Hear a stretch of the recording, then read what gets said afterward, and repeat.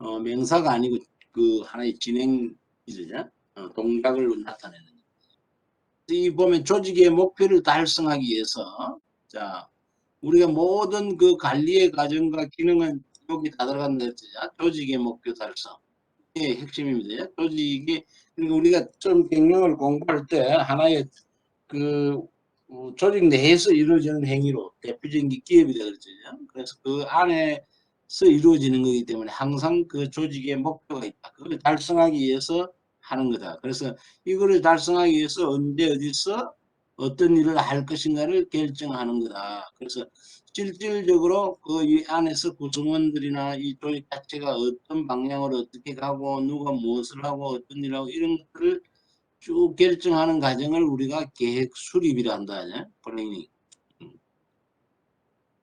자, 그래서 이거는 미래에 예견되는, 그러니까 우리가 미래에 예견된다는 거는 뭐예요?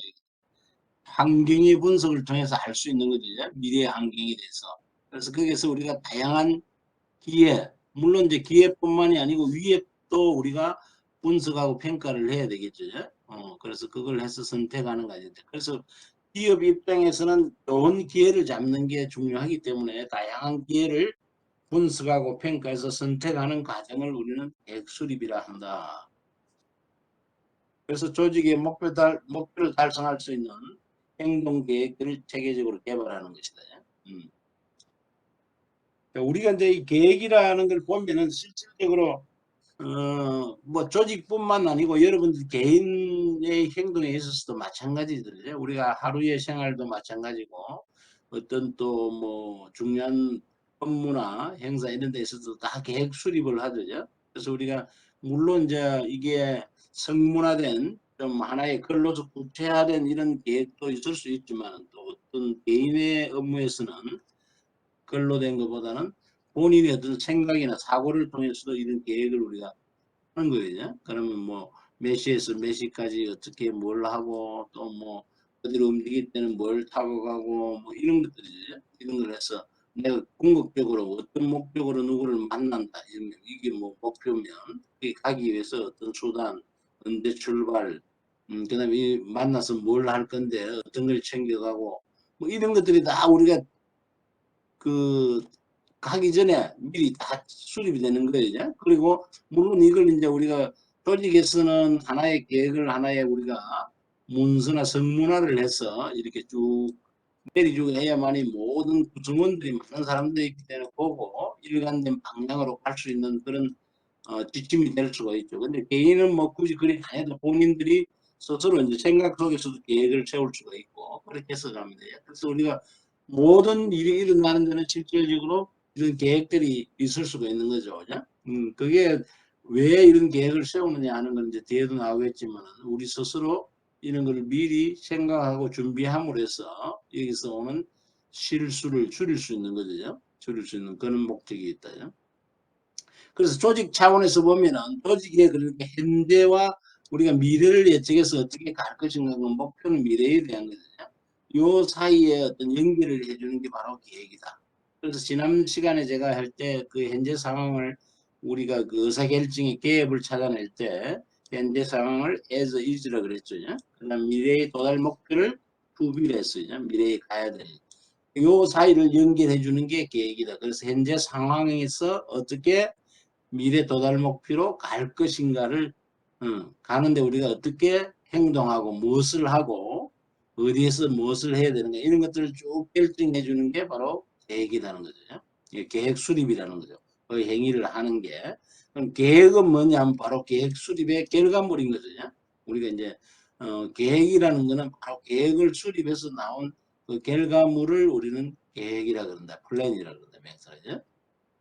그럼 계획 수립이 미래를 정확하게 예측할 수 있을까 하는 거죠.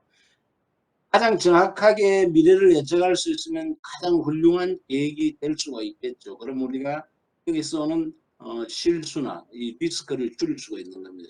리스크를 줄일 수도 있고 또 실행력을 굉장히 높일 수가 있죠. 실행력을 우리가 생각보다 굉장히 높일 수가 있다. 계획이 그 정확히 되면은 그 실행의 결과가 높을 수가 있다는 거죠. 그럼 정확히 예측할 수 있을까? 이거는 상당히 쉬운 현상은 아니죠. 우리가 미래에 대한 거기 때문에. 그래서 우리가 국가의 시대라 그랬죠. 환경의 불확실성, 환경의 그 변동성이 크고 불확실하고 또 뭐 있었어요. 우리가 애매모호하고 컴플렉시티 복잡하고 이런 환경의 어떤 특성들, 불확실성 이런 게 항상 상존하기 때문에 우리가 정확한 예측을 한다는 것은 쉽지가 않다. 그래서 예측 불가능한 돌발 상황이 발생할 가능성이 항상 존재하고 있다는 거죠. 그래도 계획을 우리가 수립을 해야 된다. 그것은 뭐냐? 미래에 우리가 생겨날 수 있는 그런 상황에 대한 대처 능력을 확보하는 거죠. 그런 차원에서 우리가 계획을 수립해야 된다. 그래서 계획을 수립한다는 건 앞서 나왔지만 사전에 구성원들의 어떤 이 뭐야 우리가 전체 조직에 있어서 조직의 목표야 조직에 나갈 방향 이런 것들이 정해지고 나면은 그 안에 있는 부서들 또는 어떤 단위 조직들이 있죠. 하부에 이 조직들이 또 가야 될 목표와 방향 그 다음에 그 안을 또 구성하고 있는 개인들의 어떤 목표와 가업 준수심 이런 것들이 일관성을 가지고 쭉 이루어져야 됩니다. 그래서 이 계획을 수립한다는 것은 바로 우리가 이런 구성원들의 목표나 가업 준수심 이런 것들을 자유 이제 인식을 하게 되는 거죠. 실질적으로 조직의 목표에 맞게 또는 부서의 목표에 맞게 이렇게 일관성을 가지고 가야 된다. 그렇게 함으로써 우리 계획이 수립됨으로 해서 구성원들이 합리적이고 능률적인 업무를 추진을 가능하게 한다는 거죠. 그런데 이러한 목표에 맞는 일관성 없이 계획이 없이 이렇게 가게 되면 우리가 중구난방이 되겠죠. 사실은 합리적이고 능률적인 업무 추진이 어렵겠죠. 그런 이야기를 하고 있는 겁니다. 그래서 계획이라는 게 그래서 굉장히 중요한 거다. 그래서 우리가 실질적으로 모든 행위에는 계획이 일어나고 있는 거죠. 자, 계획 수립의 특성을 한번 보면은 이제 이렇게 한번 보면 이렇게 여러분 교재에 안 나오는 부분이 이제 초록색이죠. 불확실한 미래의 대처가 가능하다. 그러면 이제 이게 뭐냐 이러한 걸 대처하기 위해서는 우리가 많은 데이터를 확보해야 된다. 그 다음에 팩트도 고려를 해야 된다는 거지. 이런 요소를 우리가 고려해서 미래에 대한 대처가 가능하다. 그래서 이제 요즘에 나오는 게 우리가 이제 빅데이터 관련해서 그 데이터들을 의사결정자들이 의사결정하는데 활용하기 쉽게 하기 위해서 우리가 그걸 얼마만큼 유행화시키고 또 정보로 고급화시켜서 의사결정자에게 제공하는 그런 요소죠. 그 다음에 여러 가지 팩터, 일어날 수 있는 가능한 팩터들을 많이 고려하면 좋죠. 그래서 이제 이런 고려 팩터들에 대해서 옛날에는 사실 우리가 하나하나 이렇게 계산하고 이렇게 했지만 지금 많은 이런 IT 문화가 발전함으로 해서 이런 부분들도 상당히 소프트웨어화 돼서 이제 사실 쉽게 할 수 있는 부분들이 많아요. 그러면 가능하면 많은 팩터들을 고려한다면은 미래 불확실한데 대처가 더 용이해질 수가 있겠죠. 그렇지만은 뭐 무한정 우리가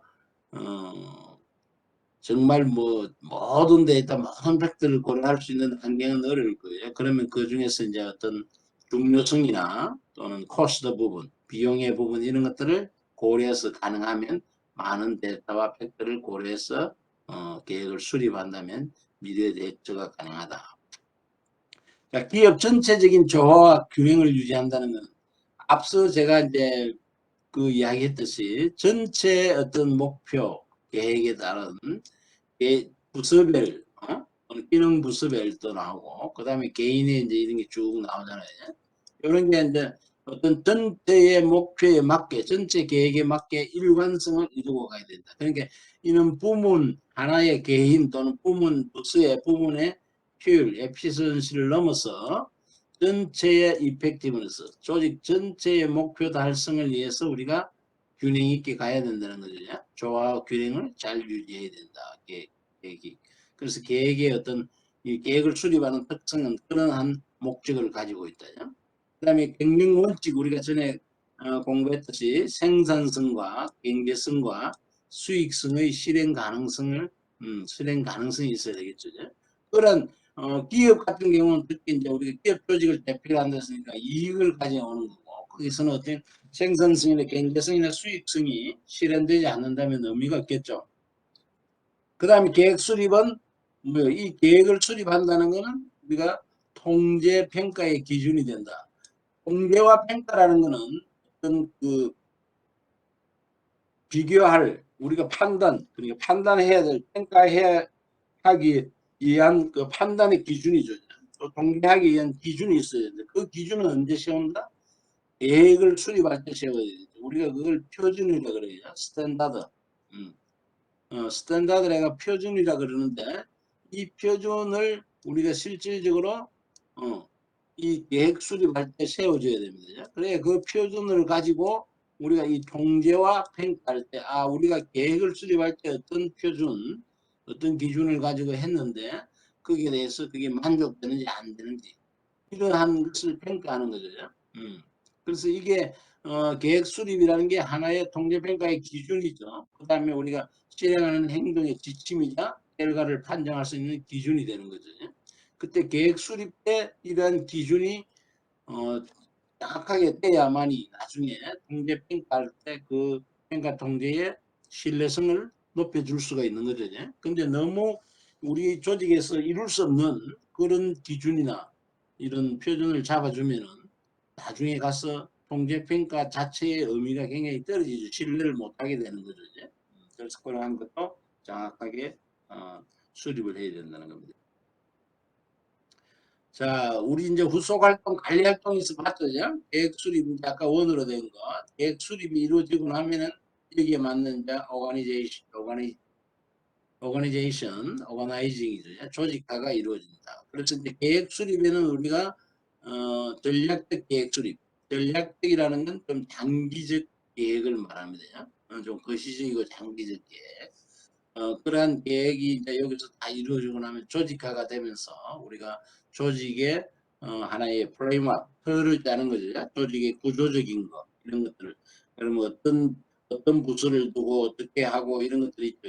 그런 것들이 다 여기 이제 우리가 여기서 계획 수립에서 나온 그러한 우리가 수행해야 될 과제, 이런 것들을 하기 위해서 어떤 조직이 필요하겠다는 게 나오겠죠. 나오면 이제 그 조직에 대해서 이 조직을 또 움직여 가기 위해서는 어떤 일을 해야 된다는 게 나옵니다. 그게 직무가 되는 거죠. 직무. 그럼 직무를 우리가 유사한 직무들끼리 묶어서 그 사람이 1년 동안 또는 뭐 정해진 단위 동안 해야 될 일의 양, 그 다음에 질적인 양적인 부분을 활용을 해서 우리가 인원을 구성을 합니다. 몇 명이 필요하겠다는 거죠. 그게 이제 인원이죠. 인원이고 이제 그 인원에 따라서 또 이 하고자 하는 직무 있죠. 우리가 직무 또는 업무라 그러는데 그러한 게 퀄리티, 질적으로 높은가 낮은가 따라서 우리는 직급을 결정해야죠. 그러니까 아주 좀 퀄리티가 높고 좀 결정이나 의사결정을 해야 될 이런 게 좀 거시적이고 이럴 때는 우리가 직급을 높게 가져가서 상위직으로 또는 뭐 단순 업무, 정형적인 업무를 할 때는 하위직으로 해서 조직의 어떤 위계를 이제 이렇게 보통 우리가 위계가 피라미드 구조가 많죠. 그래야만이 되니까 이게 이제 조직이 이제 위에서 진급해서 올라가고 하니까 그러면 이러한 또 직급을 결정하는 겁니다. 그런 게 이제 여기서 이루어지고 거기에 따라서 이제 우리가 기능에서 사람을 채용 선발하고 배치하고 이런 게 이루어지는 거죠. 그럼 이제 사람이 다 들어오고 구조가 짜졌다. 그럼 이 사람들을 이제 움직이는 게 G라 그랬죠. 다이렉팅에서 어떻게 우리가 처음에 계획에서 수립했던 이 목표를 달성하기 위해서 이 사람들이 한 방향으로 잘 움직여서 갈 수 있게끔 동기부여를 해주고 또 팀워크를 갖추고 이런 거 이제 그 다음에 뭐 리드는 또 어떤 리더십을 발휘하고 이런 것들이 지휘에서 이루어지면서 이거는 뭐 전적으로 구성원들을 어떻게 하면은 목표 달성하는 한 방향으로 갈 수 있게끔 잘 데리고 갈 건가는 거죠. 함께 갈 건가는 겁니다. 그리고 나면 이제 통제가 우리 컨트롤링이 이루어지는데 이거는 앞서 나왔던 계획의 어떤 목표, 우리가 스탠다드 기준이죠. 그런 걸 얼마만큼 잘 충족했는가. 물론 통제가 이제 순환 과정의 마지막에 있어서 이거는 결과 중심의 통제도 하지만 우리가 진행 통제도 하는 거죠. 이 목표를 수행해 가는 조직이나 지휘나 이런 단계 모든 기능 부분에서 실질적으로 진행하는 게 다른 방향으로 가고 있는지 하는 겁니다.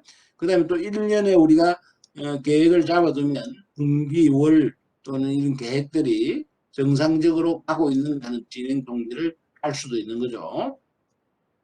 그런 게 이제 진행 통제입니다. 이런 게 하나의 관리의 기능이다. 그래서 지금은 이제 우리가 계획 수립의 단계에 있고, 관리의 어떤 기능에서 가장 어떻게 보면은 뭐 환경 분석은 관리 기능이라고 보다는 계획을 짜기 위한 하나의 우리가 전제 조건이라면 전체 관리 기능에서 가장 우선되는 게 계획이라는 거죠.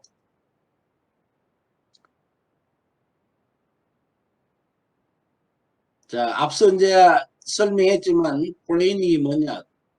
이제 앞서 조금 전에 얘기했죠. 조직과 오거나이제이션, 오거나이징 또는 다이렉팅, 컨트롤링 이런 활동에 선행되는 관리 활동의 출발점이자 가장 근본적인 활동이다 설명을 했고, 자 그럼 우리가 이제 계획을 수립할 때 고려해야 될 요소들이 있습니다.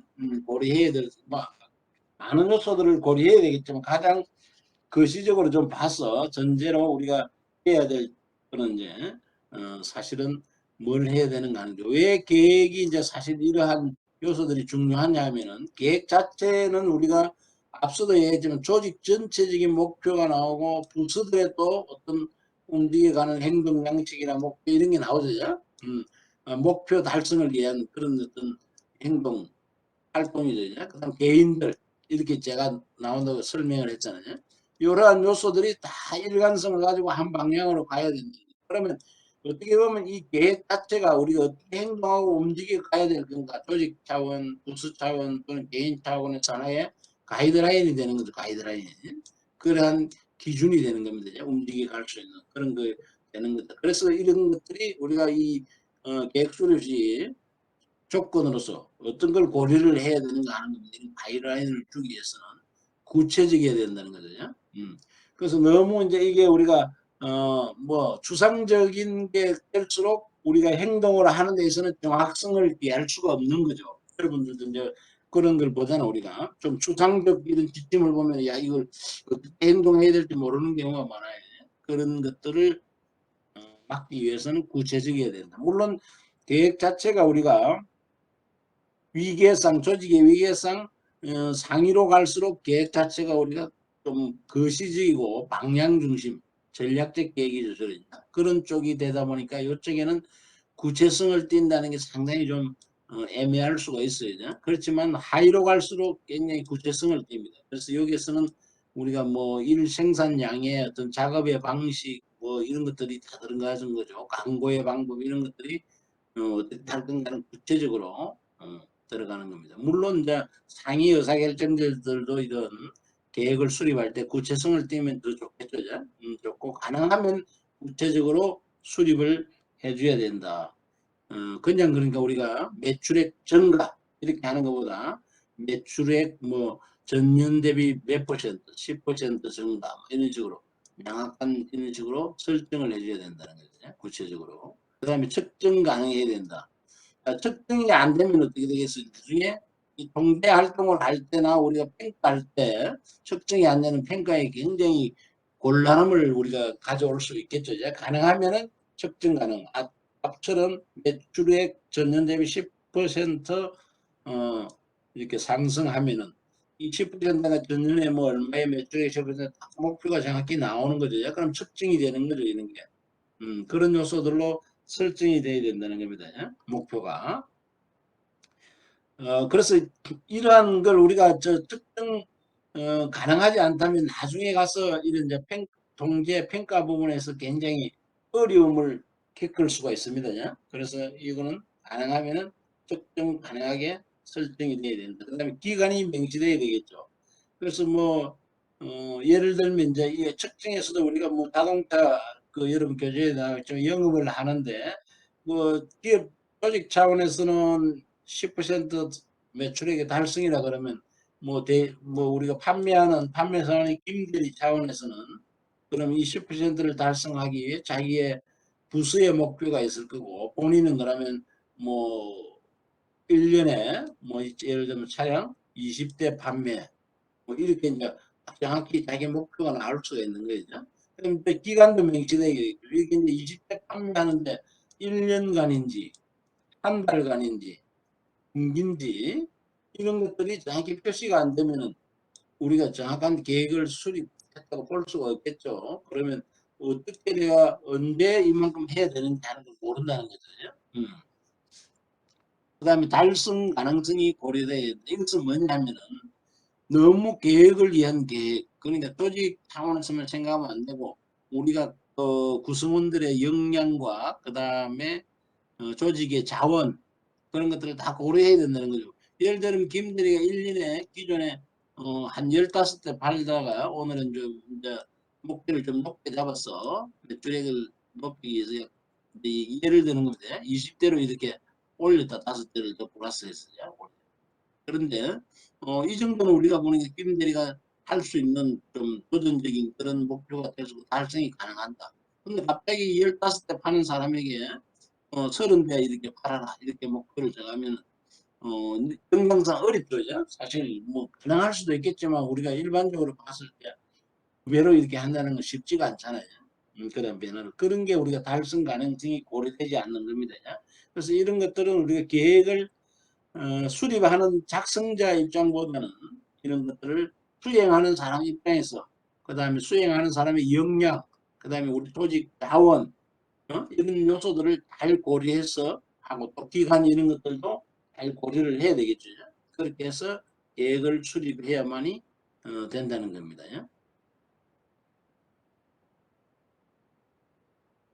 우리 조금 여기서 이제 측정 가능성 여기 이제 보면 여러분들 BSC라는 거 좀 들어보셨는지 모르겠어요.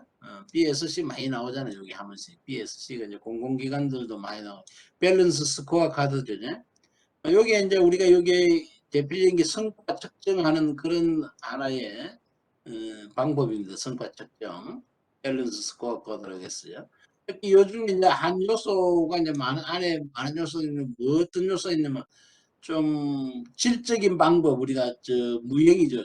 특정을 잘 할 수 없는 걸 어떻게 하면 개량화해서 특정을 할 수 있게 할 건가 하는 부분들이다. 그 부분들이 있어요. 예를 들면 이제 대표적인 게 우리 이제 공무원들의 그런 생활들이죠. 문서 작성, 뭐 대민 활동, 뭐 이런 것들을 하는데 그런 게 대부분 이런 어떤 수치로 계량하기 상당히 어렵잖아요.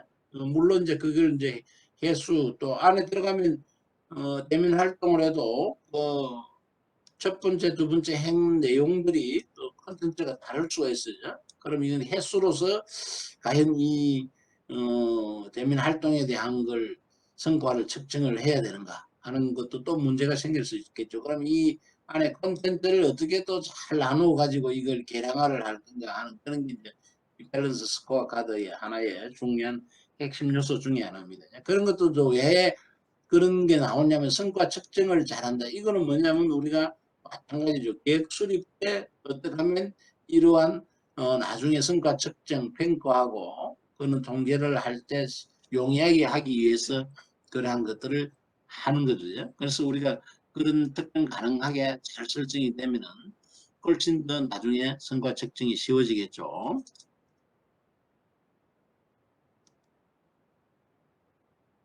자, 계획 수립이 제공하는 이점에 대해서 보면은 제일 먼저 이제 집중도의 제고입니다. 집중도 제고 너무나 당연하겠죠. 앞서 이야기했지만은 조직 차원에서 계획이 나오면은 부서 차원이 나오고 또 그 다음에 뭐요 개인 차원이 나온다 했잖아요. 그럼 개인 입장이나 있는 부서 입장에서 보면은 어디로 가야 될 것인지 다 아는 거죠. 한 방향으로 가야 되는 거냐. 조직의 궁극적인 목표를 달성하기 위해서 가잖아요. 그렇기 때문에 목표 중심에 우리 개인의 능력 또는 부서의 역량 이런 것들을 집중할 수 있는 거죠. 이 집중도를 우리가 제고할 수 있는 부분이다. 그 다음에 유연성의 향상이라는 건 환경 변화에 대응하는 건데 우리가 이 계획이라는 게 자체가 유연성을 갖는다는 건 뭐냐면 계획 하나 자기가 수립하는 그 계획 하나의 대안 쪽으로만 쭉 가는 게 아니고 우수한 계획이라는 거는 우리가 이런 대안을 선택을 하지만은 장기적으로 뭐 장기적이나 또는 중기나 단기 계획이 나오겠지만 봤을 때는 이러한 요소에 불확실성에 의해서 이러한 요소에 의해서 변화가 가능할 수도 있겠다 하는 거죠. 그러면 그런 변화 가능성에 대한 또 다른 계획, 그걸 같이 수립하는 게 훌륭한 계획이라는 거죠. 그게 바로 유연성을 높여준다는 겁니다. 그래서 잘된 계획서는 꼭 하나만이 아니고 우리가 자선적인 그런 계획까지 이러한 상황에서 어떤 게 발생했을 때 이렇게 하면 좋겠다 하는 그 대안까지가 너무 훌륭한 계획이 되는 거죠. 그래야 우리가 그럼 만약에 문제가 발생했을 때 빨리 대처할 수 있는 거죠. 조직이. 그 다음에 그걸 보고 또 개인들이나 부서들도 빨리 움직일 수 있고 그게 바로 플렉시빌리티를 높여주는 겁니다. 유연성을 높여주는 거다. 그 다음에 이제 행동 지침의 제공은 우리 부서나 개인들에게 우리가 달성해야 될 성과 중심에서 결과를 지향하게 해주는 거죠. 그 다음에 우리가 어떤 결과적인 성과 중심으로 우리가 뭘 해야 된다는 걸 알 수 있는 거죠. 그 다음에 우선순위에 뭐가 중요하고 뭐가 덜 중요한가, 뭐를 먼저 해야 되는가 하는 이런 요소들이 계획에 다 나온다는 거죠. 그런 기초 행동을 하고 이제 조직 자체, 기업 자체가 우리가 이익을 지향하는 조직에 유리한 그런 쪽으로 가야 된다는 거죠. 그래서 자원 사용을 그러면 어떻게 잘 할 건가, 그 다음에 변화의 질환, 미래의 기회와 문제점을 잘 예측해서 효과적으로 대응할 건가 하는 이런 요소들이 다 주어짐으로 해서 우리가 행동할 때 훨씬 용이하게 할 수가 있는 거죠. 행동의 지침이 되는 거죠.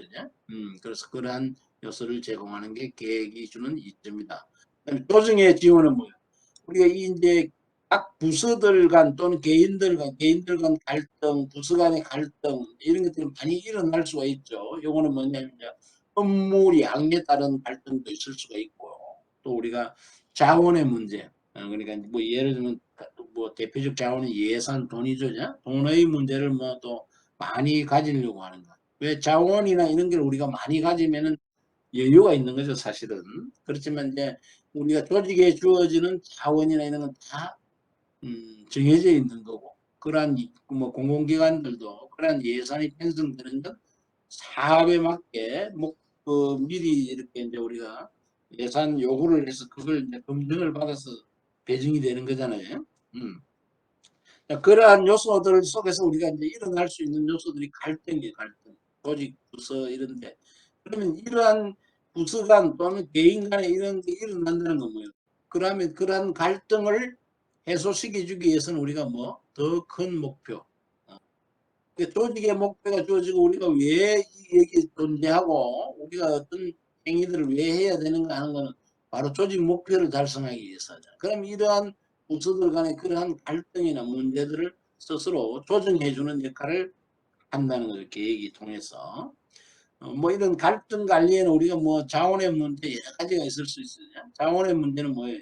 예를 들어 뭐 꼬마 3명이 있는데 간단하게 사탕이 2개 있다. 그럼 서로 먹으려고 이게 이제 갈등이 생기는 거예요. 자원을 보충해 주면 돼. 사탕 하나 더 주면은 그냥 안 먹고 이렇게 안 싸우고 이렇게 잘 먹잖아요. 그런 자원을 위해서 갈등을 해소해 주는. 그러니까 이제 이 목표도 하나 그거예요. 자원이라기보다는 이거는 더 큰 우리가 나가야 될 방향을 줌으로 해서 이 사람들 간의 갈등보다는 우리가 다 한 방향으로 가고 있는데 단지 거기서 거기에는 그 차이점이 있는 거 이런 거죠. 그런 게 해서 서로 간에 코디네이션 시켜주는 거예요. 이게 조정의 지원입니다. 계획이. 시간 관리에도 이거는 뭐냐면 우리 개인을 생각하면 가장 잘 이해할 수 있죠. 우리 개인들이 움직이는데도 하루에 계획 이런 게 없다면 어떻겠어요? 시간 그냥 낭비하고 시간이 안 맞고 약속이 또 어긋나고 이러겠죠. 계획에 의해서 우리가 몇 시에서 몇 시는 강의를 듣고 언제까지 어디로 이동을 해서 내가 친구를 좀 만나서 몇 시까지는 만나고 그 다음에는 또 무슨 약속이 있으니까 하고 이런 것들이 다 계획에 움직이는 거예요. 그래서 시간도 마찬가지 조직도 전체적인 우리가 봤을 때 그러한 요소들이 우리가 쭉 나왔을 때 이런 요소에 따라 움직일 때 시간의 관리가 훨씬 도움이 되고 또 시간을 많이 절약할 수가 있겠죠. 그런데 바로 우리가 이 계획에 가져오는 이점이다. 자, 통제의 근거는 앞서도 이야기했지만은 계획은 통제와 동전의 양면과 같아요. 그래서 계획 수립 때 우리가 기준 이런 것들을 특정할 수 있는 성과를 특정할 수 있는 그런 또 평가 활동을 할 수 있는 근거를 주는 거예요. 그래서 그런 거를 통해야만이 우리가 이 기준 우리가 계획 수립 때 잡아놓은 스탠다드에 맞게 통제를 해서 평가했을 때 잘했다 못했다를 평가할 수 있는 거죠. 그래서 성과를 초과 달성하면 상을 주고 또 못한 데는 그에 따른 어떤 책임의 중이 있을 수 있고 뭐 또 개선을 할 수 있는 그런 여지를 많이 남기고 그런 거죠. 그런 거고.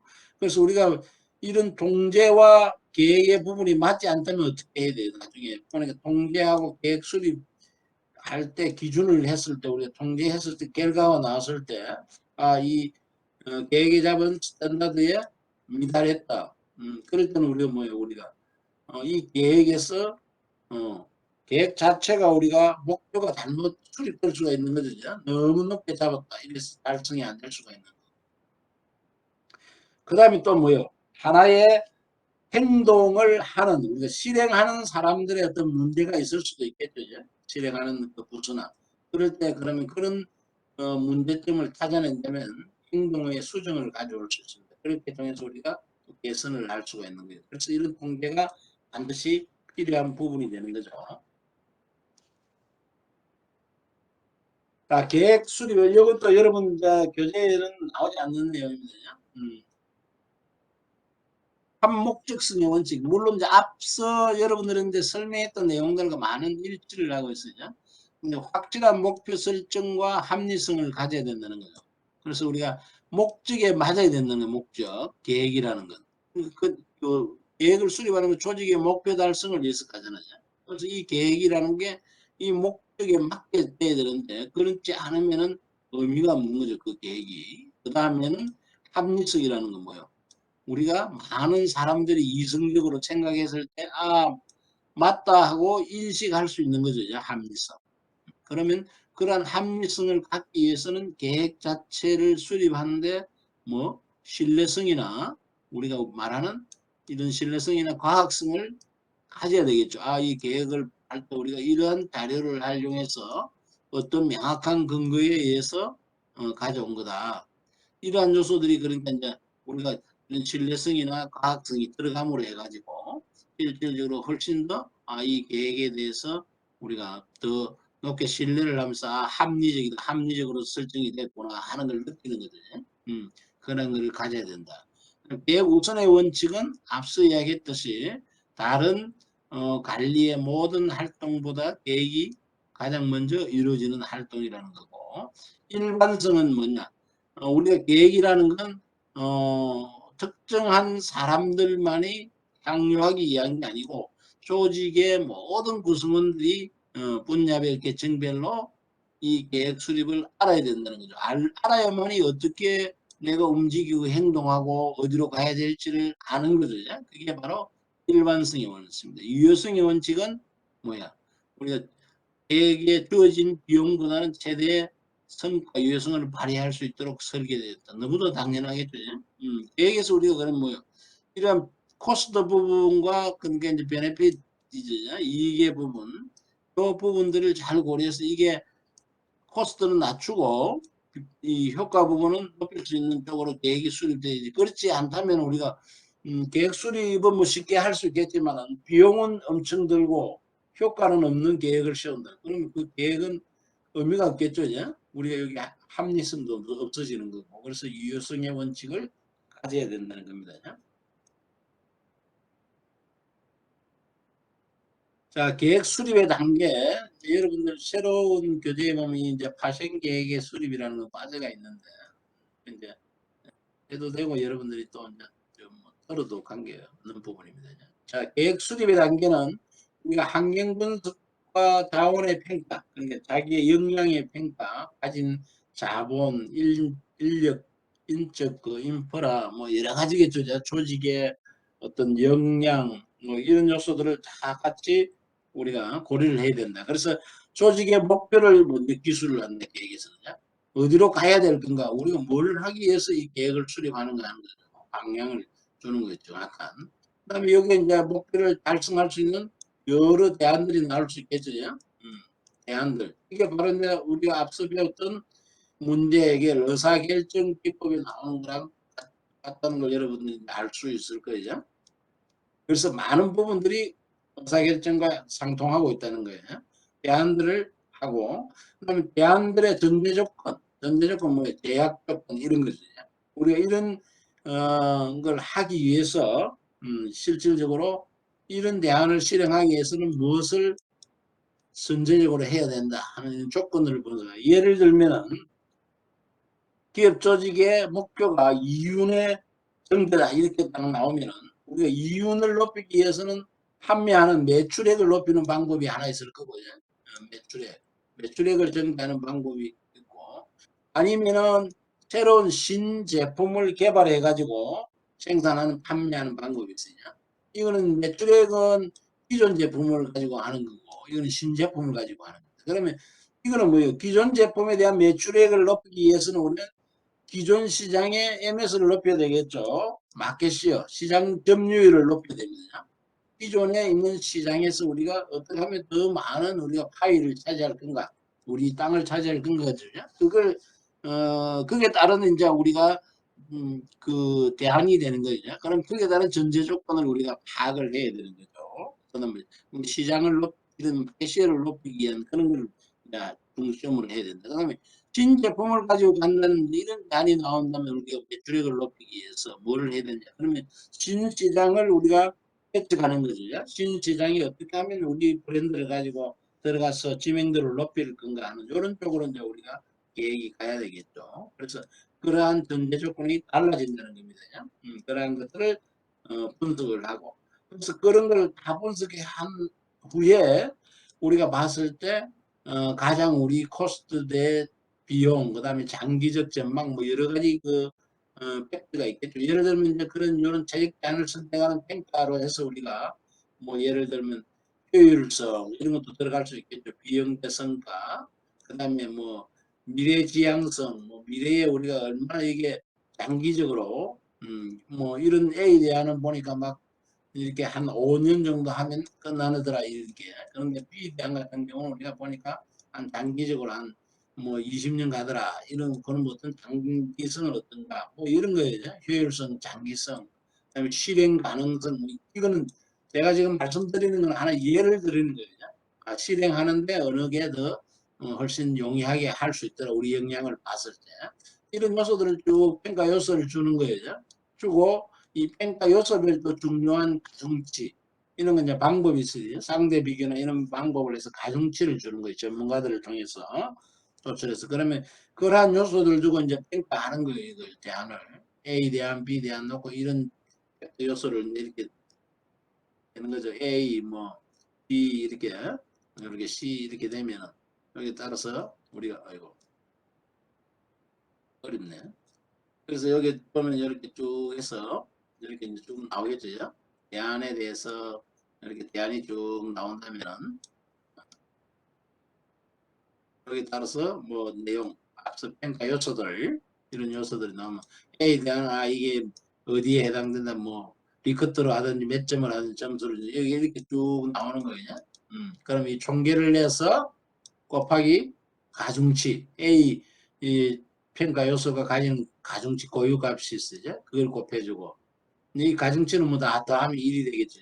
이를 곱해서 전체적인 이 점수가 나오는 거예요. 거기에 따라서 이제 B 대안이 가장 좋다, C 대안 이렇게 평가하는 거죠. 그래서 대안을 선택하는 겁니다. 여기서 이제 계획 수립에서 우리가 큰 단계를 나타낸 거지. 요 안에 이제 들어가는 하나의 기법들이나 이런 건 굉장히 또 많고 복잡해요. 그래서 여러분들이 나중에 이제 공부를 점점 더 하시면은 그러한 요소들을 또 이제 배우고 해서 이렇게 해서 이렇게 찾아가구나 하는 거죠. 간단하게 우리가 여기 나와 있는 단계 목표해서 이렇게 가구나 하는 이 정도로 해서 우리가 계획 수립된다면 너무 쉽겠죠. 그렇지만 저 안에는 우리가 엄청나게 많은 이런 노력과 또는 기법 이런 걸 통해서 과학적으로 가야 되는데 목표 설정부터가 마찬가지예요. 많은 팩터, 환경 요소 이런 것들을 고려해서 가야 되겠죠. 그게 이제 전략정보표부터 이제 오늘 학습하게 되는 나오게 되는 겁니다. 그다음에 이제 선택된 대안을 실행할 계획의 수립. 그러니까 이제 더 구체적 그 계획을 수립하는 거죠. 행동 계획이죠. 행동 계획. 이런 파생 계획이라고 하는데 파생 계획이 나올 수도 있고 안 나올 수도 있어요. 우리가 조그만 계획은 파생 계획이 없을 수가 있겠죠. 이 파생 계획이라는 건 뭐냐? 예를 들면 동국대 총장님 이침식이 있다. 이런 계획을 하나에 우리가 세운다는 거죠. 이침 행사에 대한 계획. 이게 좀 나올 수 있겠죠. 그러면 뭐 목표 같으면 뭐 조직의 목표 가장 뭐 이상 없이 총장님 이침 행사를 대내외적으로 잘 이렇게 수행하는 이런 목표를 잡아서 계획을 세울 수가 쭉 있잖아요. 그러면 큰 계획은 여기 쭉 나오는데 파생 계획이란 뭐예요?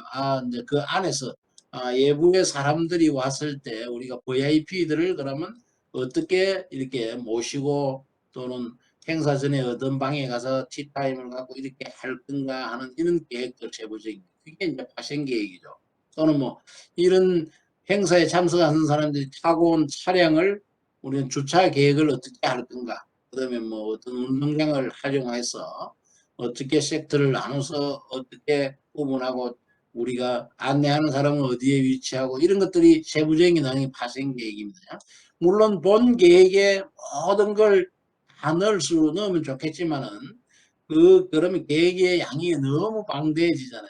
그래서 거기서는 큰 지침을 주침과 중요한 거 중심으로 주고 조그만 것들은 별도에 의해서 요 파트를 또 담당하는 사람이 그 계획을 수립하게 하는 그런 방법이 파생 계획이에요. 그래서 계획 자체가 적다면은 이 사실 파생 계획 자체는 없을 수도 있겠죠.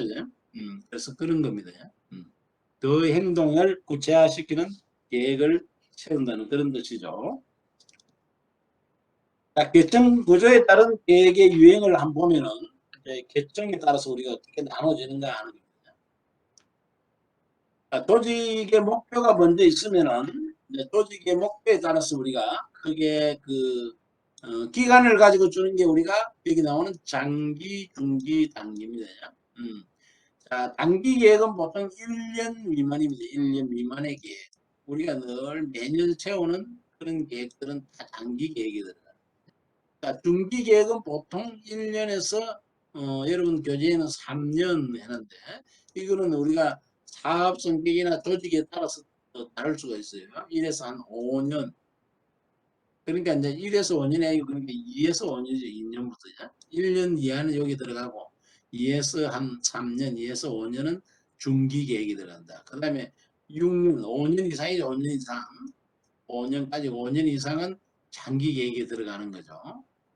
그래서 이거는 뭐냐면 우리가 좀 서비스나 소비자 중심의 아주 좀 가벼운 이런 조직 또는 빨리 그 환경의 변화를 가져오는 데는 중기계 자체를 짧게 잡을 수 있고 텀을 그렇지 않고 좀 큰 그런 사, 저, 사업 중심 우리가 그런 산업에 있는 데는 5년으로 잡을 수 있다. 단지 참고로 이제 우리가 국가기관에서 지금 잡고 있는 중기계획은 다 5년입니다. 5년까지를 합니다. 그래서 여러분들이 보시는지 모르겠는데 우리가 이 1년을 단기 계획하는 1년을 우리가 F 연도라 그래요. F 연도. F 연도는 뭐예요? 피스칼리어죠. 피스칼리어. 회계연도라는 뜻이죠. 그걸 F라고. 그 다음에 여러분들이 국가 문서나 이런 거 보면 F 플러스 뭐 2, 막 이래 나온다고요. F 플러스 1, 뭐 이렇게 나와야죠. 이건 뭐냐? 우리가 이제 뭐 정확하게 2021년, 2년 이렇게 쓸 수 있지만 이 연도라는 건 공식적 연도는 변하잖아요. 그렇지만 이게 F를 쓰면 이거는 피스칼리어로 우리가 해당 연도를 이야기하는 거예요. 그러면 플러스 1년은 내년이 되는 거고 2년은 그 다음 또 연도가 되는 거죠. 여기 이제 보통 F 플러스 4까지 가면은 5년의 중기 계획 그런 식으로 이제 많이 표현이 되어 있어요. 그래서 그런 혹시 표현이 나오면 이거는 이런 의미에서 이렇게 써난 거구나 하는 걸 여러분들이 이해를 하시면 돼요. 그 다음에 이제 조직의 어떤 그 위계 수준에서 보면 조직의 이제 큰 범위죠. 범위에 따라서 보면 전략적 계획이 있고 전술적 계획과 운영 계획이 있다. 전략적 계획은 우리가 그야말로 조직이 나가야 될 큰 방향과 자원의 배분, 여기서 말하는 자원의 배분은 큰 자원을 어디에 우리가 집중적으로 할 건가는 그런 걸 결정하는 게 전략이라면, 전술은 그 다음 단계죠. 그 다음 단계로서 어떻게 하면 우리가 여기에 따른 그래서 이제 뭐 전략에 맞는 기능 부분들을 가져갈 건가 하는 거. 그는 운영은 그 세부 단계로 아주 우리가 이게 배분된 자원들이 있죠. 이 자원들을 아주 효율적으로 어떻게 잘 사용할 건가 하는 그런 것들을 수립하는 게 바로 운영 계획입니다. 그다음에 이제 이게 상위 계층이면 계층과 연계가 있겠고, 또는 여기 나오는 기관과 연계가 있겠죠. 전략 계획은 장기적이고 상위 계층이라면, 운영 계획은 반대로 단기적이고 하위 계층 중심의 계획이 된다. 그래서 그 관계를 이야기하고 있습니다. 거기에 내려오면 우리가 운영 계획 때는 정형적인 반복적인 업무, 정형 업무가 있고, 비정형적, 비반복적 업무가 있어요. 정형적 업무는 우리가 뭐야, 늘 되풀이 된다는 거죠. 그래서 이거는 표준화가 되어 있는 겁니다. 표준. 그래서 우리가 그 안에 대표적으로 많이 있을 주지만 정책과 절차를 두고 있는 겁니다. 정책은 좀 거시적으로 나가야 될 우리의 행동 지침이 되는 겁니다. 그게 우리가 쭉 정해지가 있는 거고, 절차는 뭐예요? 규정이나 우리 절차 있잖아요. 예를 들면 뭐 조직에 뭐 대민 관련해서 민원 문제가 들어왔다. 그럼 이걸 어떻게 해결할 건가 하는 절차가 있잖아. 먼저 민원인의 접수, 그 다음에 소관 부서의 뭐 결정, 그 다음에 그 소관 부서에서 그걸 하면은 민원인과의 어떤 뭐 통화, 그 다음에 원인 파악, 그 다음에 거기에 따른 어떤 조치, 그 다음에 뭐 나중에 결과, 정리해서 이걸 민원인에게 통보, 그 다음에 상위에 보고, 뭐 상위 보고, 통보, 이런 순서를 쭉 짜놨죠. 그게 다 절차예요, 절차. 조직 가면 우리 규정이 있죠, 규정. 출근은 몇 시에 하고, 그 다음에 점심시간은 몇 시부터 몇 시까지, 부스에 뭐 유니폼이 있는 데는 또 어떤 유니폼을 입어야 되고, 그 다음에 뭐 전체 월요일에는 무슨 회의를 부스 회의가 있고 뭐 이런 것들이 쫙 스케줄이 나와 있어요. 그 계획이 돼 있어요. 규정에 명시가 돼 있어요. 또 뭐 상벌위원회는 누구를 위원장을 해서 누구 구성을 해서 간사는 누구를 하고 어떤 내용을 다룬다 하는 이런 것들이 다 규정화가 돼 있죠. 그게 바로 하나의 절차입니다. 이런 것들은 우리가 늘 반복적으로 일어나는 거예요. 그래서 표준 계획이 되는 거고, 그에 비해서 예산이나 프로젝트 스케줄 같은 거는 비반복적, 비정형적 업무가 되는 거죠. 자, 프로젝트는 특수한 목적을 위해서 나온 겁니다. 그래서 비정형적인 게 당연한데, 예산 같은 경우는 이제 여러분들이 잘못 오해를 할 수 있는데, 예산은 뭐예요? 우리가 예산은 매년 나오잖아. 매년 나와서 편성이 돼서 집행을 하고 결산도 하고 이렇게 예산인데 왜 비반복적 업무인가 하는 게 나오겠죠. 그래서 우리가 예산에 이 뭐야 저 예산을 그 처음에 예산을 책정하고 그다음에 예산을 배분하고 집행하고 결산하고 이런 거는 반복 업무가 맞아야죠. 그렇지만 예산 자체를 갖고 봤을 때는 우리는 이거는 다른 거다. 왜냐하면 그래서 여러분들이 이제 정부 기관에 지금 보면 예산 편성할 때면 보면 우리가 제로 베이스라는 말 나오죠. 제로 베이스에서 예산을 어, 다시 요구를 해라는 거죠. 제로 베이스. 이거 무슨 말이냐면 기존에 우리가 예산을 작년이나 그 전에 했던 걸 이전에 했던 걸 무시하고 처음부터 새롭게 한다는 측면에서 예산을 짜라는 거예요. 그래서 매년 이거는 달라진다는 겁니다. 예산 자체를 하는 업무 자체는 우리가 그야말로 제로 베이스에서 하기 때문에 정형화된 게 없다는 거죠. 새로운 것도 들어갈 수 있는 거고 기존 예산이 없어질 수도 있는 거고 여기서 또 뭐 축소도 되고 확대도 될 수 있고 이렇기 때문에 이 자체를 정형화된 업무, 반복적인 업무라고 보지 않는 겁니다. 자, 계획의 구분, 앞서 이제 구분했듯이 우리가 시계에 따라서는 장기, 중기, 단기. 그래서 요거는 1년 미만, 요거는 뭐 1년 이상에서 5년까지, 3년까지 여기 나오죠. 요거. 그 다음에 장기는 3년 또는 중기계획 범위에 따라서 5년 이상도 될 수가 있다. 그다음에 범위에 따라서는 전략적이냐, 전술적이냐, 운영적이냐. 네? 훨씬 범위가 크죠. 전략계획이 크고 전술은 그다음 운영은 아주 그 구체화되고 적겠죠. 그다음에 관리자는 최고 경영층, 중간, 하위 관리자. 앞서 이제 설명을 했던 그런 부분들입니다. 그래서 우리가 여기에 따라서 쭉 나눠진다. 그래서 중요한 거는 뭐냐면 계획이 그러면은 이러한 우리가 위계를 그 계층에 따라서 위계에 따라서 이렇게 쭉 나눠놨지만은 실질적으로 이 계획은 시간에 따른 그 또 범위에 따른 것 또는 관리자에 따른 이런 것들이 다 뭐다 일관성을 가져야 된다. 일관성. 제일 중요한 거는 한 방향으로 장기 계획과 중기 계획이 뭔가 서로 맞물려서 일관성을 가지고 단기 계획까지 가야 되고 전략 전술 운영 마찬가지죠. 최고 경영, 중앙 하위 경영 뭐 업무는 구분되어 있었더라도 실질적으로는 다 연계성을 가지고 이루어져야 된다. 그래서 뭐 예를 들면 우리가 뭐 최고 경영층에서는 뭐 신규 시장의 진출이라든가 신규 새로운 산업을 하는 이런 걸 결정하는 거죠. 거기에 따라서 어디에 뭐 예를 들면 우리 SK 최태원 회장 한 번씩 나오면 어느 뭐 부분에 우리 얼마를 투자하겠다 뭐 이렇게 또 이재용 삼성전자 부회장도 마찬가지죠. 그런 거는 뭐냐 그게 바로 최고 경영자들이 결정하는 어떤 분야 어떤 산업으로 미래에 우리가 먹고 살 분야를 어디를 정하겠다. 그다음 거기에 따라서 우리 돈 뭐 몇백 조를 여기 투자하겠다 이런 거죠. 큰 자문의 배분 이런 건 최고 경영자가 하는 거예요. 그다음에 중간관리자 선에서 하는 건 이제 뭐 그보다는 전술적이다 보니까 우리가 그러면 이러한 산업을 가기 위해서 생산 시설을 더 늘려야 한다든지 아니면 거기에 맞는 생산 시설을 구축해야 된다든지 축소해야 된다든지 이런 것들이 중간관리자가 하는 거죠. 자 하위 관리자는 뭐겠어요? 그러면 이제 이러한 생산 시설까지도 가지 않고 가동률, 가동률 시간을 얼마를 할 건지, 생산량의 어떤 변화를 어떻게 가져갈 건지 이런 건 하위 관리자가 한다는 거죠. 그런 거죠. 그런데 우리가 이제 그 작거라는 관리자에 대한 연구를 하는 학자에 의해서 보면 사실 우리가 이제 이 전략적 계획 이걸 미래적으로 보고 잘 수립하면 가장 좋겠죠. 이제.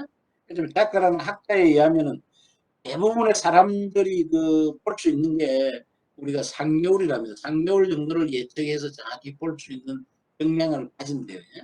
그렇지만 이제 소수 사람들은 약 1년 정도를 내다볼 수 있다고 하고 그 다음에 수백만 명 중에 약 한 명 정도, 몇 명 정도는 약 20년 앞을 내다본다 그래요. 그래서 뭐 이런 사람들은 우리가 미래의 학자일 수도 있고 또는 뭐 예언가 또는 뭐 신의 경지에 있는 사람일 수 있겠죠. 그래서 그런 미래를 정확히 예측할 수 있는 사람이 한 몇백만 명 중에 한 명 정도 있죠. 그 사실 우리가 옛날에 말했던 그 삼국지나 이런 데 나오면 장다방들이죠.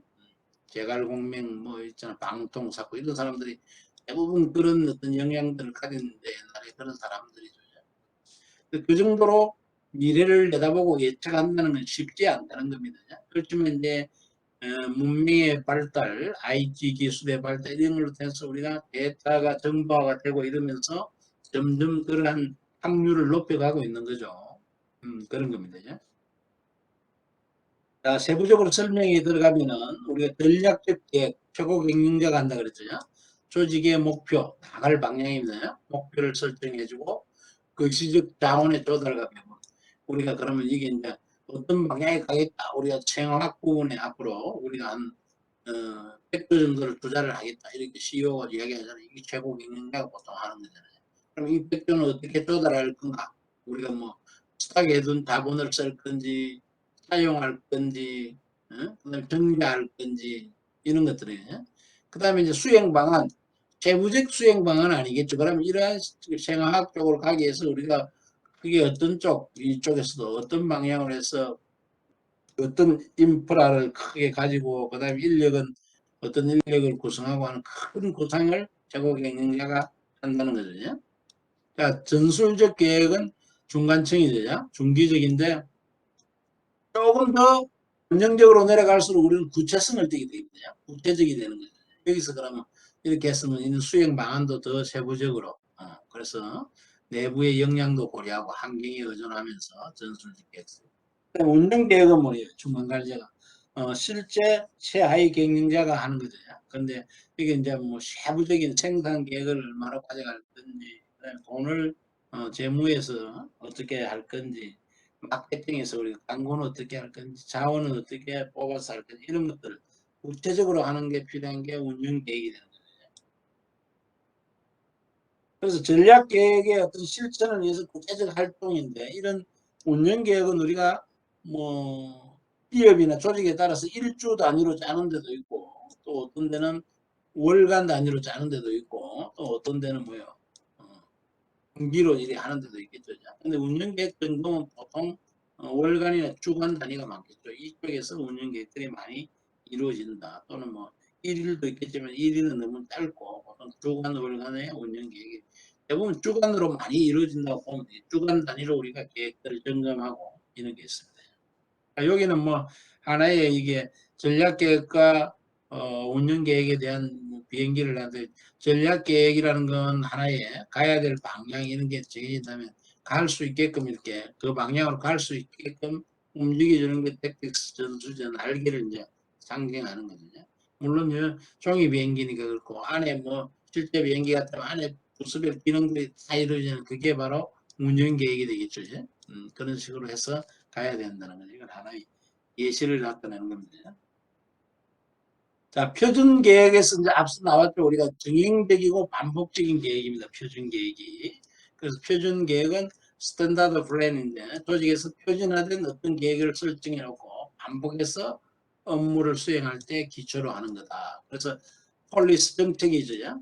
그래서 최근에 우리가 이제 뭐, 이제 대선할 때가 다 돼가니까 여러 막그 후보들 토론회하고 할 때 뭐 정책 대안을 좀 내라 이런 이야기들을 많이 하잖아요. 이게 바로 국가가 가야 될 방향에 대한 거 우리가 이렇게 딱 정해놓고 어떻게 광범위하게 우리가 가이드라인이죠. 내가 만약에 대통령이 된다면은 내가 5년간 정부를 이끌고 간다면 어떤 쪽으로 가겠다 하는 그런 정책을 내라는 거예요. 물론 이건 뭐 하나로 내는 게 아니고, 안에 우리가 보면 뭐 외교는 어떻게, 국방은 어떻게, 경제는 어떻게, 사회는 어떻게, 뭐 이런 거죠. 그런 데서 이러한 정책을 내라는 겁니다. 그게 뭐냐, 이 5년 동안에 이 정부가 가야 될 하나의 가이드라인 표준 계획입니다. 표준. 그래서 요걸 맞게 우리가 가는 거예요. 그래서 그게 폴리시 정책입니다. 기업도 마찬가지죠. 광범위하게 우리가 어떻게 가이드라인을 가지고 행동하고 가야 될 건가, 의사결정의 기준이 되는 게 정책이에요. 이거는 늘 반복되는 겁니다. 그 다음에 절차 또는 규칙, procedure, 룰이라 그래야죠. 그러니까 프로시저 이런 건 이제 우리가 예를 들면 이런 거예요. 운전 뭐 조종, 비행 조종 이런 데 다 프로시저가 있어요. 운전하면 여러분 어떻게 해요? 처음에 운전 배우러 가면 그러잖아. 제일 처음에 타면은 좌석 조정해라 그러잖아. 좌석 자기 몸에 맞게 딱 좌석 조정하고 안전벨트 매세요. 딱 이러지. 빼고 그 다음에 시동을 딱 걸고 그 다음에 이제 뭐 옛날 같으면 수동이면 뭐 기아 넣고 이런 게 다 있잖아요. 그래서 사주 경계하잖아요. 백밀러나 그 다음에 앞이나 이렇게 뒤로 봐서 장애물이 없는지 이런 것들을 보고 그 다음에 출발을 하고 천천히 하고 이게 다 절차가 있는 거예요. 근데 자동차 같으면 좀 간단한데 우리가 비행기 같으면 어떻게 되게 복잡합니다. 시동 거는 것부터 해서 뭐 이게 이거닉션이라는 그런 건데 이제 그래서 얼마간 이런 점화 스위치를 몇 초간 누르고 있으면 이 점화가 되고 이런 것들이 다 절차가 되어 있어요. 그러면 항공기 시동이 걸리면은 이렇게 딱 나가서 정대라 그러죠. 할줄을 서서 뜨기 전에 이렇게 항공기가 할줄에 딱 세워놓는 거. 그러면 등대해서 관제탑에 이렇게 교신을 받아서 그 다음에 또 뭐 다음에 뭐 관제탑에서 오케이 이루 가세요. 그러면 이제 여기서 뭐 우리가 속도 얼마에 파워를 얼마나 내가 RPM이 얼마나 올라갔을 때 브레이크를 놓으면 항공기가 쭉 달려나가다 속도가 얼마 됐을 때 그러면 이걸 당겨주면은 항공기가 싹 뜨고 뭐 어디 가면 이제 이렇게 장주를 해서 어디로 날아갔어요. 이게 절차가 되어 있는 겁니다. 업무도 마찬가지. 그게 규칙이 됐어요. 앞서 제가 규정 설명했지만 그런 것들이 우리가 나와 있는 겁니다. 어떤 행동을 해야 되는가, 특정한 상황에서 어떤 행동을 해야 하는지를 세세하게 규정한 거다. 이게 보통 우리가 규정 또는 매뉴얼, 핸드북 형태로 만들어져서 여러분들이 활용할 수 있는데, 이제 여러분 교재에는 성희롱 상담 구제 절차가 있잖아요. 거기 보면 어떻게 돼 있나? 간단히 교재를 한번 보면은, 뭐 예를 들면 이제 그런 거예요. 제일 좀 이런 상황을 접수를 했다. 그럼 접수를 했, 제일 먼저 그렇죠. 고충의 접수. 그 다음에 거기에 따른 상담하고 그 사람하고 고충을 의뢰한 사람과 상담하고 조사를 하고, 그 다음에 이게 돼서 확인이 사실이면 징계를 하고, 그런 뭐 이런 거죠. 이런 절차가 다 나와 있는 겁니다. 요 뭐 여러분 교재에 나오는 성희롱 상담 구제 절차뿐만 아니고 모든 이제 이런 행동에 대한 이런 것들이 잘 나와 있어요. 민원 관련해서 또는 그 다음에 안전에 관련해서 조직의 안전. 우리가 뭐 예를 들면 지진이 일어났다. 그럼 조직이 어떻게 우리가 몇 층에 이런 있는 거고 어떻게 대처해야 되고 이런 것들이 행동으로 쭉 나타나는 거죠. 그럼 언제 우리 뭐 상황 전파가 되고 이런 것들입니다. 그게 바로 이런 절차가 되는 거죠. 그게 이런 것들은 정책과 절차 이런 규칙들 표준 계획입니다. 늘 반복되고 우리가 정해진 데 따라서 따라가면 됩니다. 이게 정형화된 거죠. 그에 비해서 앞서 이야기했듯이 이제 예산과 프로젝트는 우리가 비정형화된 거죠. 예산은 앞서 이야기했지만 예산을 우리가 크게 편성하고 배분하고 집행하고 그 다음에 결산하고 이 절차는 하나의 정형화가 되어 있는데 예산 자체는 정형화가 되어 있지 않죠. 제로 베이스에서 우리가 여러 이제 예산이라는 게 뭐예요? 사용하려고 하는 제한되죠. 항상 이 예산이 그러니까 앞서 말했지만 자원이 넉넉하면 저 갈등이 안 일어나요. 그런데 이거는 제가 볼 때는 하만 이 공공기관이고 아무리 많이 줘도 늘 모자란다 그럴 거예요. 도서관 일단은 이제 이런 속성들이 왜냐하면 돈은 많이 받고 보자 이런 이제 속성들에서 예산 편성을 해서 특히 공공 우리 기관들 보면 많이 받아나면은 일단은 자기가 사용할 수 있는 물론 이제 목적에 맞게 사용되고 그게 아니면 나중에 예산을 전용 해야 되죠. 바꿔서 쓰는 걸 이제 허락을 받고 이래야 되지만 그래도 많이 확보해 놔면 훨씬 여유가 있죠. 예? 그러다 보니까 부서들마다 여러분들 이제 우리가 정부 예산 안 짜서 올라가면 국회에서 보면 막 이렇게 하고 국회의원도 자기 지역구하고 이렇게 하잖아. 그게 가능하면 많이 가져가려고 하는 거예요. 그게 먼저 목적에 맞게 딱 배분하면 되는데 그런 거를 하다 보니까 여러 부서 간에 항상 이게 정확히 배분해 줘야 되는 그런 게 필요하겠죠. 필요하고. 근데 예산 자체를 우리가 편성할 때는 항상 제로 베이스에서 해라는 거죠. 해서, 작년에 내가 100만 원 했으니까 올해는 물가 상승률하고 해서 120을 해야 된다. 이런, 반복적인 일관화된, 그러니까 이런 걸 정형화된 걸 요구하는 게 아니고, 이 100만 원 자체가 과연 맞는가 하는 것부터 처음부터 다시 해야 된다는 거예요. 그걸 고려해서 예산을 고려하는 그래서 일회성 계획이 되는 겁니다. 자, 프로젝트는 당연히 특수한 목적을 가지고 챙겨나는 어떤 계획이잖아요. 어떤 그 목적이 달성되면 그 프로젝트는 없어져요. 그러니까 대표적인 게 우리가 이제 TF 팀들, 우리 조직의 기업들이나 이런 데 보면 타스크포스 팀 같은 거 있잖아요. 이런 것들은 어떤 특별한 목적을 가지고 이런 어떤 프로젝트를 수행하기 위해서 구성되는 팀들이에요. 그럼 이는 그럼 뭐예요? 이 프로젝트가 완료되면은 예산이죠, 예산. 예산은 없어지잖아요. 그래서 이거는 일회성 계획입니다. 이게 달성되면 끝나는 거죠. 자, 구체적인 목표 수행할 내용과 시기, 자원 소요 내용을 포함하는데 마찬가지입니다. 여기는 일회성으로 하는 거다. 여기 이제 나오는 게 앞서 제가 설명했던 그런 부분이죠. 그렇게 보시면 돼요. 예산이 왜 매년 수립하는데 비반복성인가 하는 그 내용이죠. 자, 이렇게 해서 이제 우리가 그 앞서 못했던 계획 부분을 마치고, 그 다음 부분에 대해서 들어갈 수 있도록 하겠습니다. 혹시 지금까지 봤던 우리 계획의 기본적인 게 대해서 혹시 여러분들 질문 있는 사람 질문.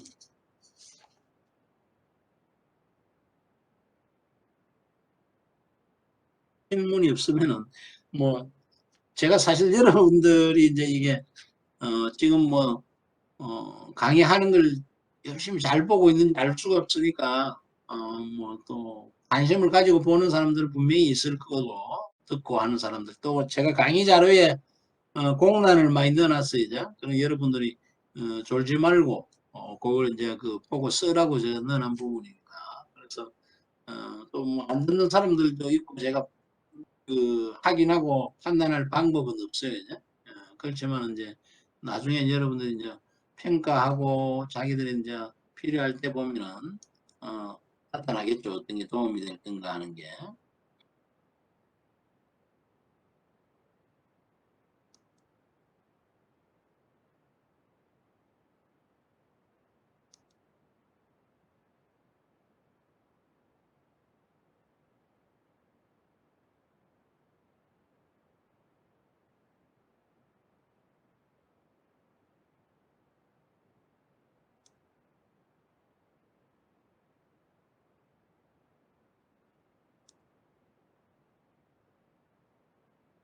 어떻게 지금 김수임 학생 지금 화면 김수임 왔나 오늘?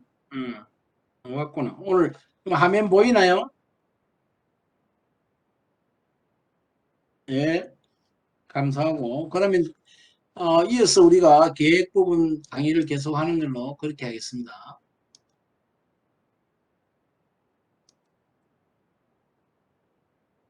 예, 계획 수립 기법 앞서 우리가 계획 수립 기초 계층에 따른 걸 냈고 기법과 목표 관리에 대해서 간단하게 살펴보도록 그렇게 하겠습니다. 자, 계획 수립 기법을 우리가 보면은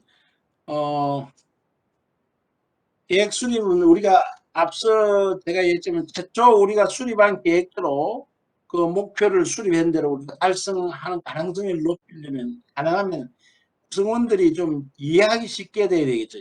모든 그걸 수행하는 사람들이 이해하기 쉽게 되거든요. 그다음에 아까 합목적이라 해야 되는데 합리성을 가져야 되겠죠.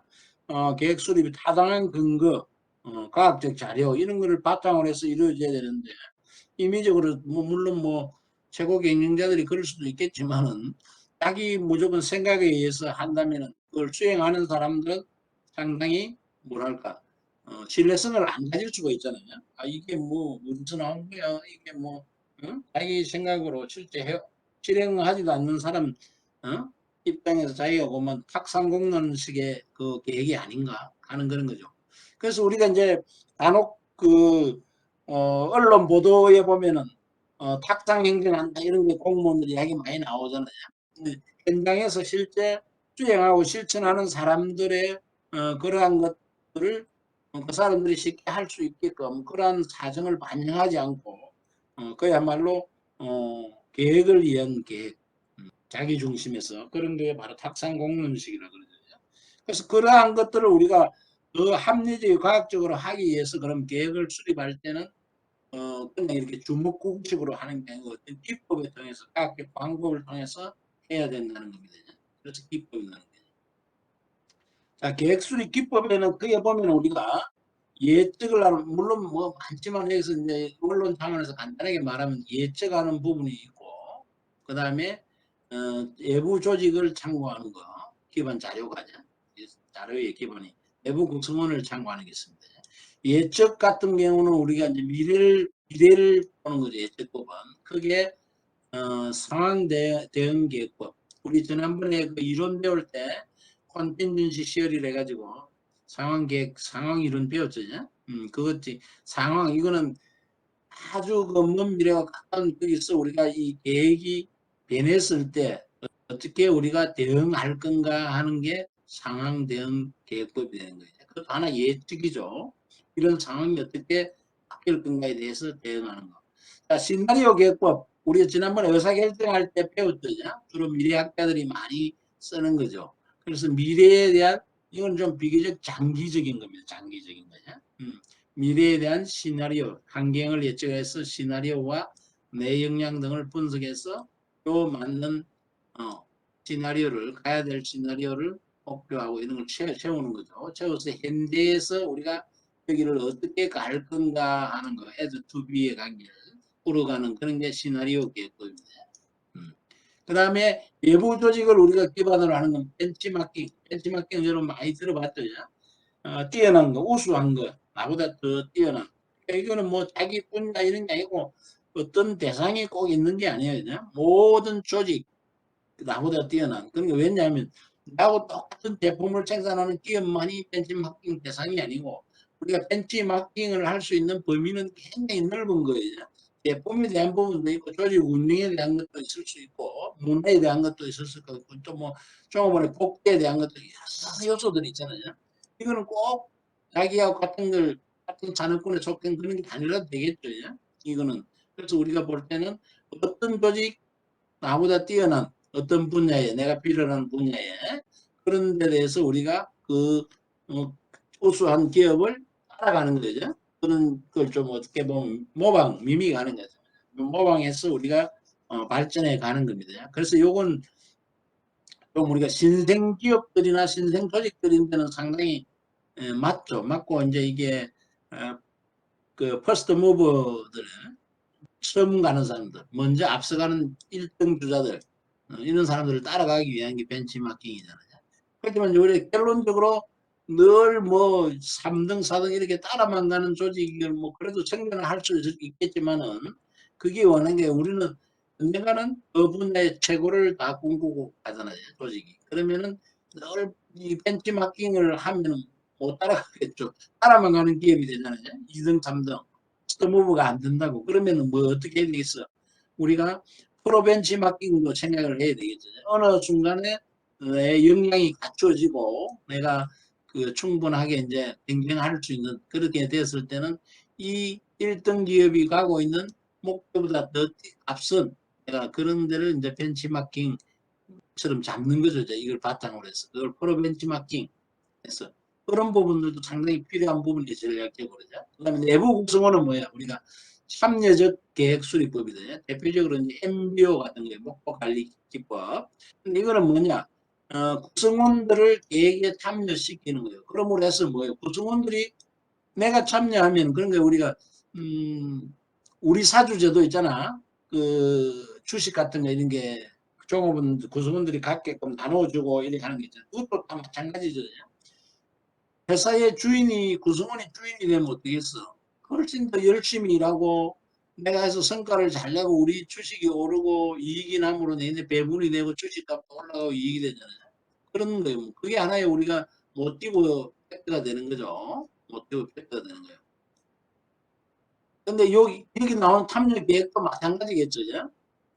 구성원들이 참여해서 계획을 수립을 한다 하는 거는 뭐예요? 내가 참여함으로 해서 이해도 높지만 내가 참여해서 함께 했으니까 열심히 하죠. 잘 이해하고 내가 나도 계획을 수립했는데 내가 잘해야 되겠다 실행하고 동기를 유발할 수 있는 그런 모티브를 이게 이제 참여 계획 수립 기법 이렇게 나눠서 간단하게 설명을 어, 해보도록 하겠습니다. 예측법을 이용한 계획 기법에는 우리가 보면은 예측이라는 건 뭐예요? 예측이라는 자체가 미래에 무엇이 어떤 일이 발생할 것인가에 대한 가정이죠, 가정이죠. 그걸 만드는 겁니다. 예측하는 거. 포캐스팅인데. 그래서 이걸 예측하기 위해서는 그냥 물론 이제 여러분 뭐 이렇게 우리가 뭐 영화 같은 거 이렇게 만들 때 예측하고 이런 거는 공상도 하고 이렇게 할 수도 있겠지만은 조직을 움직이는데 특히 기업을 움직이는데 그냥 책상에 이렇게 앉아서 혼자 생각해 물론 혼자 생각하는 부분도 필요를 하겠지만은 그거 그런 어떤 그 공상적인 그런 예측은 실현 가능성이나 성과 측면에서는 바람직하지는 않죠. 그러면 어떤 우리가 이런 예측을 하기 위해서는 뭐예요? 딱그 기존의 자료 각각 이제 이런 조사 연구 이런 걸 통해서 그 예측이 나오는 겁니다. 그래서 그런 걸 우리는 더 신뢰성이 있고 합리적 자료다 이렇게 이야기를 하는 거죠. 그래서 우리가 그런 예측들은 어디서 나온다? 쭉 그런 조사나 이런 연구에서 나오는 거고 그런 거를 우리는 보면 대표적인 뭐 경제기획부 그다음에 한국은행 그다음에 뭐 KDI 뭐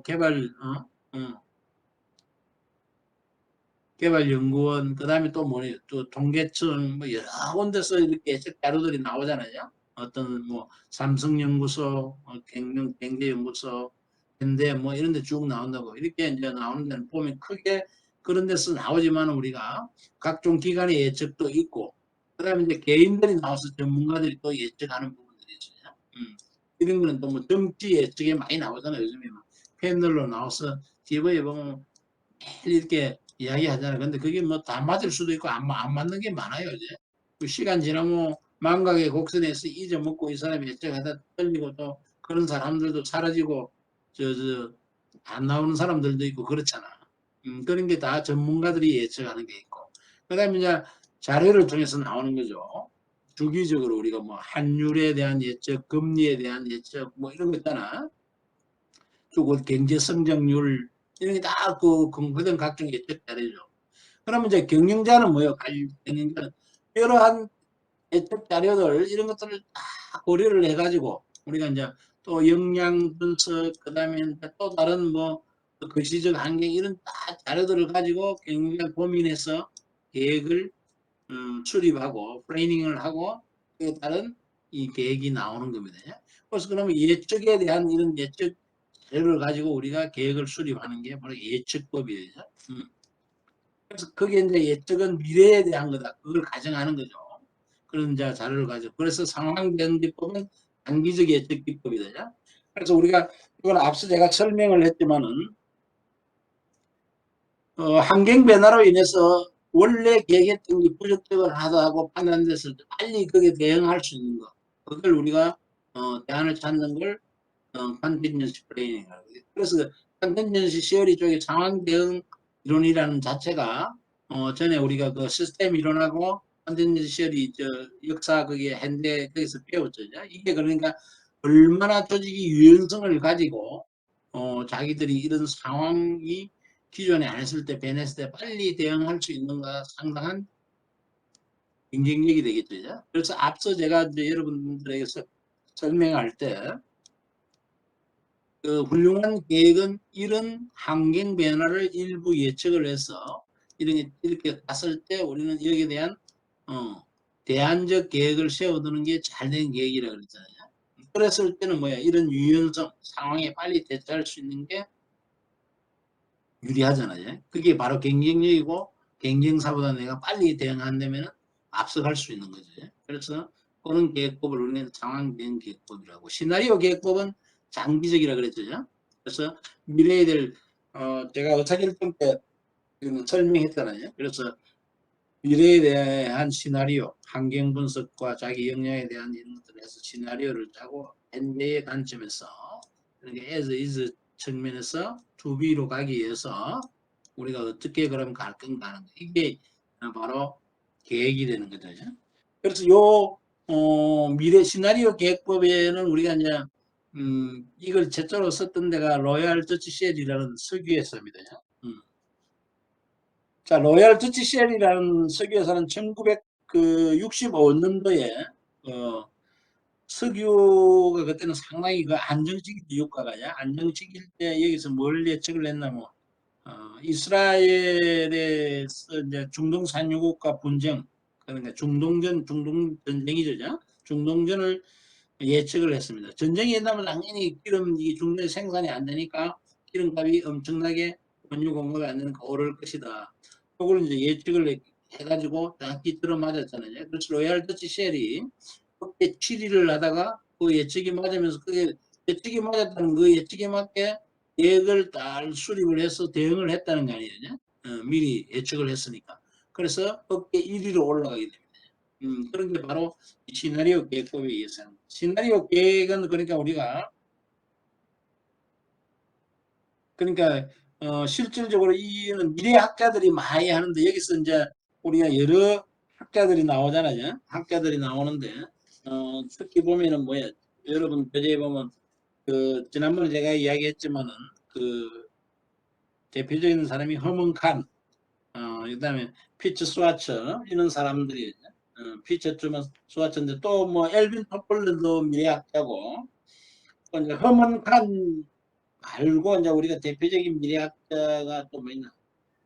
어, 호머리라는 사람이 있는데 호머리라는 데 우리나라 많이 안 알려졌는데 여러분 교재에 나오잖아요. 이 사람이 예측했던 게 뭐냐 하면은 일본군의 진주만 공습과 2차 세계대전의 발발, 그 다음에 소련이 아프가니스탄을 침공할 거라는 건 70년 전에 예측을 했대요. 엄청 크죠. 그게 맞았는데, 호먼이. 그런 사람인데, 이제 대표적으로 우리가 허먼칸이나 피터 스와트 이런 사람 미래학자들이 대표적인 이제, 미래학자로서 이 시나리오 계획에 대해서 대가들입니다. 허먼칸은 미국 공군에 근무했어요. 1950년대에 적군 사실 이게 이제 시나리오 계획법이 군에서 나온 거거든요. 뭐냐면 적이 이렇게 공격해 올 것에 대비해서 우리가 건사 전략용으로 어떻게 대응할 것인가를 개발한 거예요. 그럼 요런 요소가 지금은 없는, 지금도 있죠. 우리가 가면 각 군에서 하고 있는 전쟁 연습 이런 게 있죠. 전쟁 연습이죠. 전쟁 연습 이런 건 뭐냐면 이런 게 바로 시나리오 기법이에요. 시나리오 기법. 적이 현재 가진 전력으로서 적은 어떤 공격을 전략을 가지고 공격을 해올 것이다. 그러면 우리는 어떻게 대처를 한다. 그런 거죠. 그때 또 몇 년 후에 예측을 하면 그 시대 상황은 어떻고 뭐 우방국은 어떻고 뭐 이런 거예요. 그런 게 이제 군에서 공격 대비형으로 해서 1970년대에 이제 기업에 이런 게 그때 최초로 된 게 앞서 몇대 로얄 더치 서열이죠. 그래서 이 장치자라고 일반적으로 부르는데 이제 허먼 칸이 미 공군에서 5, 60년대에 근무를 했습니다.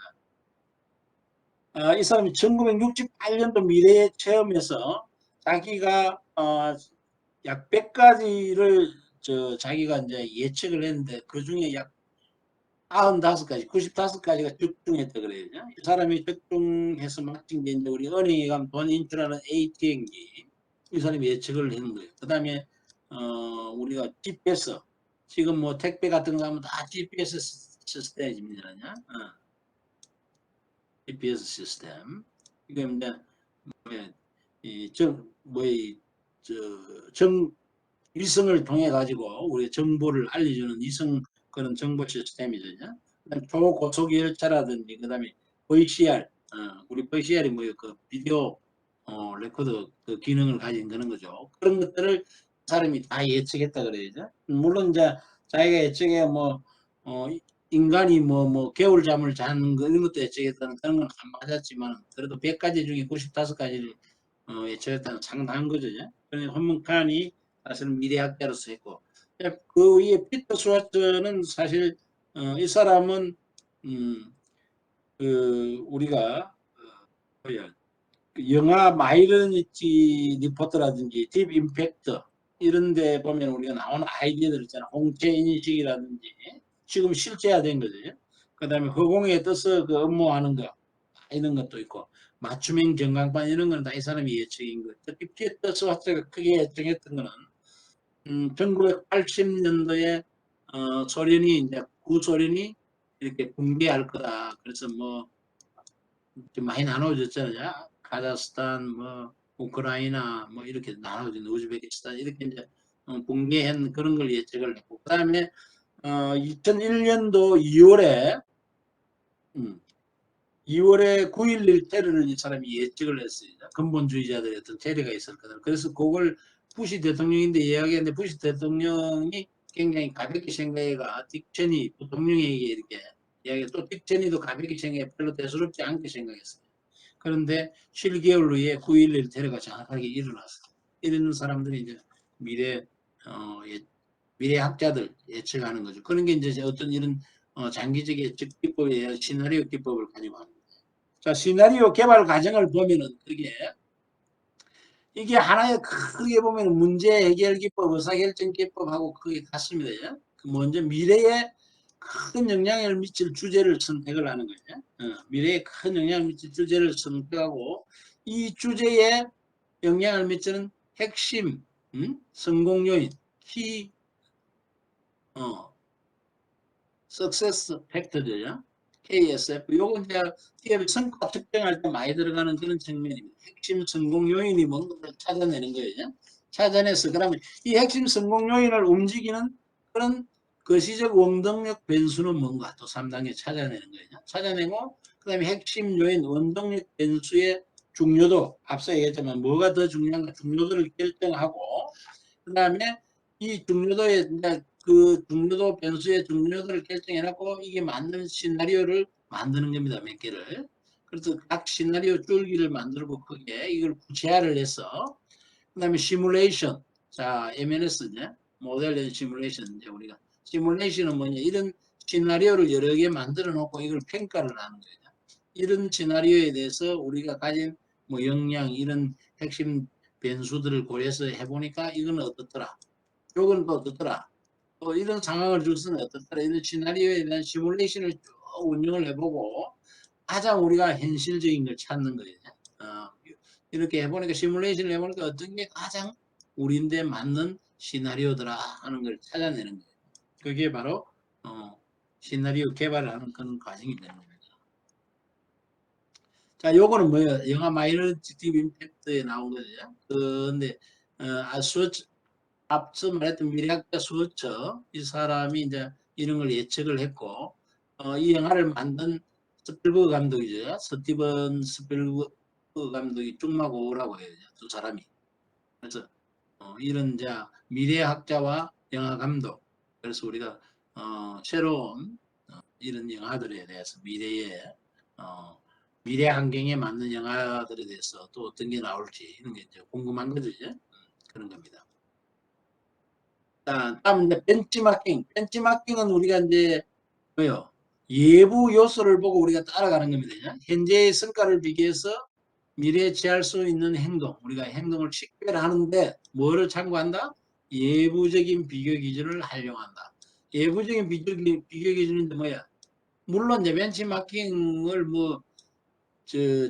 우리보다 잘못된 망하는 기업들도 벤치마킹은 할 수가 있는 거죠. 근데 우리가 따라간다는 건 뭐냐면 뛰어난 기업인데 할 수 있다는 건 뭐냐? 거기는 개선점을 따라가야 되는 거예요. 개선점. 이렇게 잘못하니까 망하더라.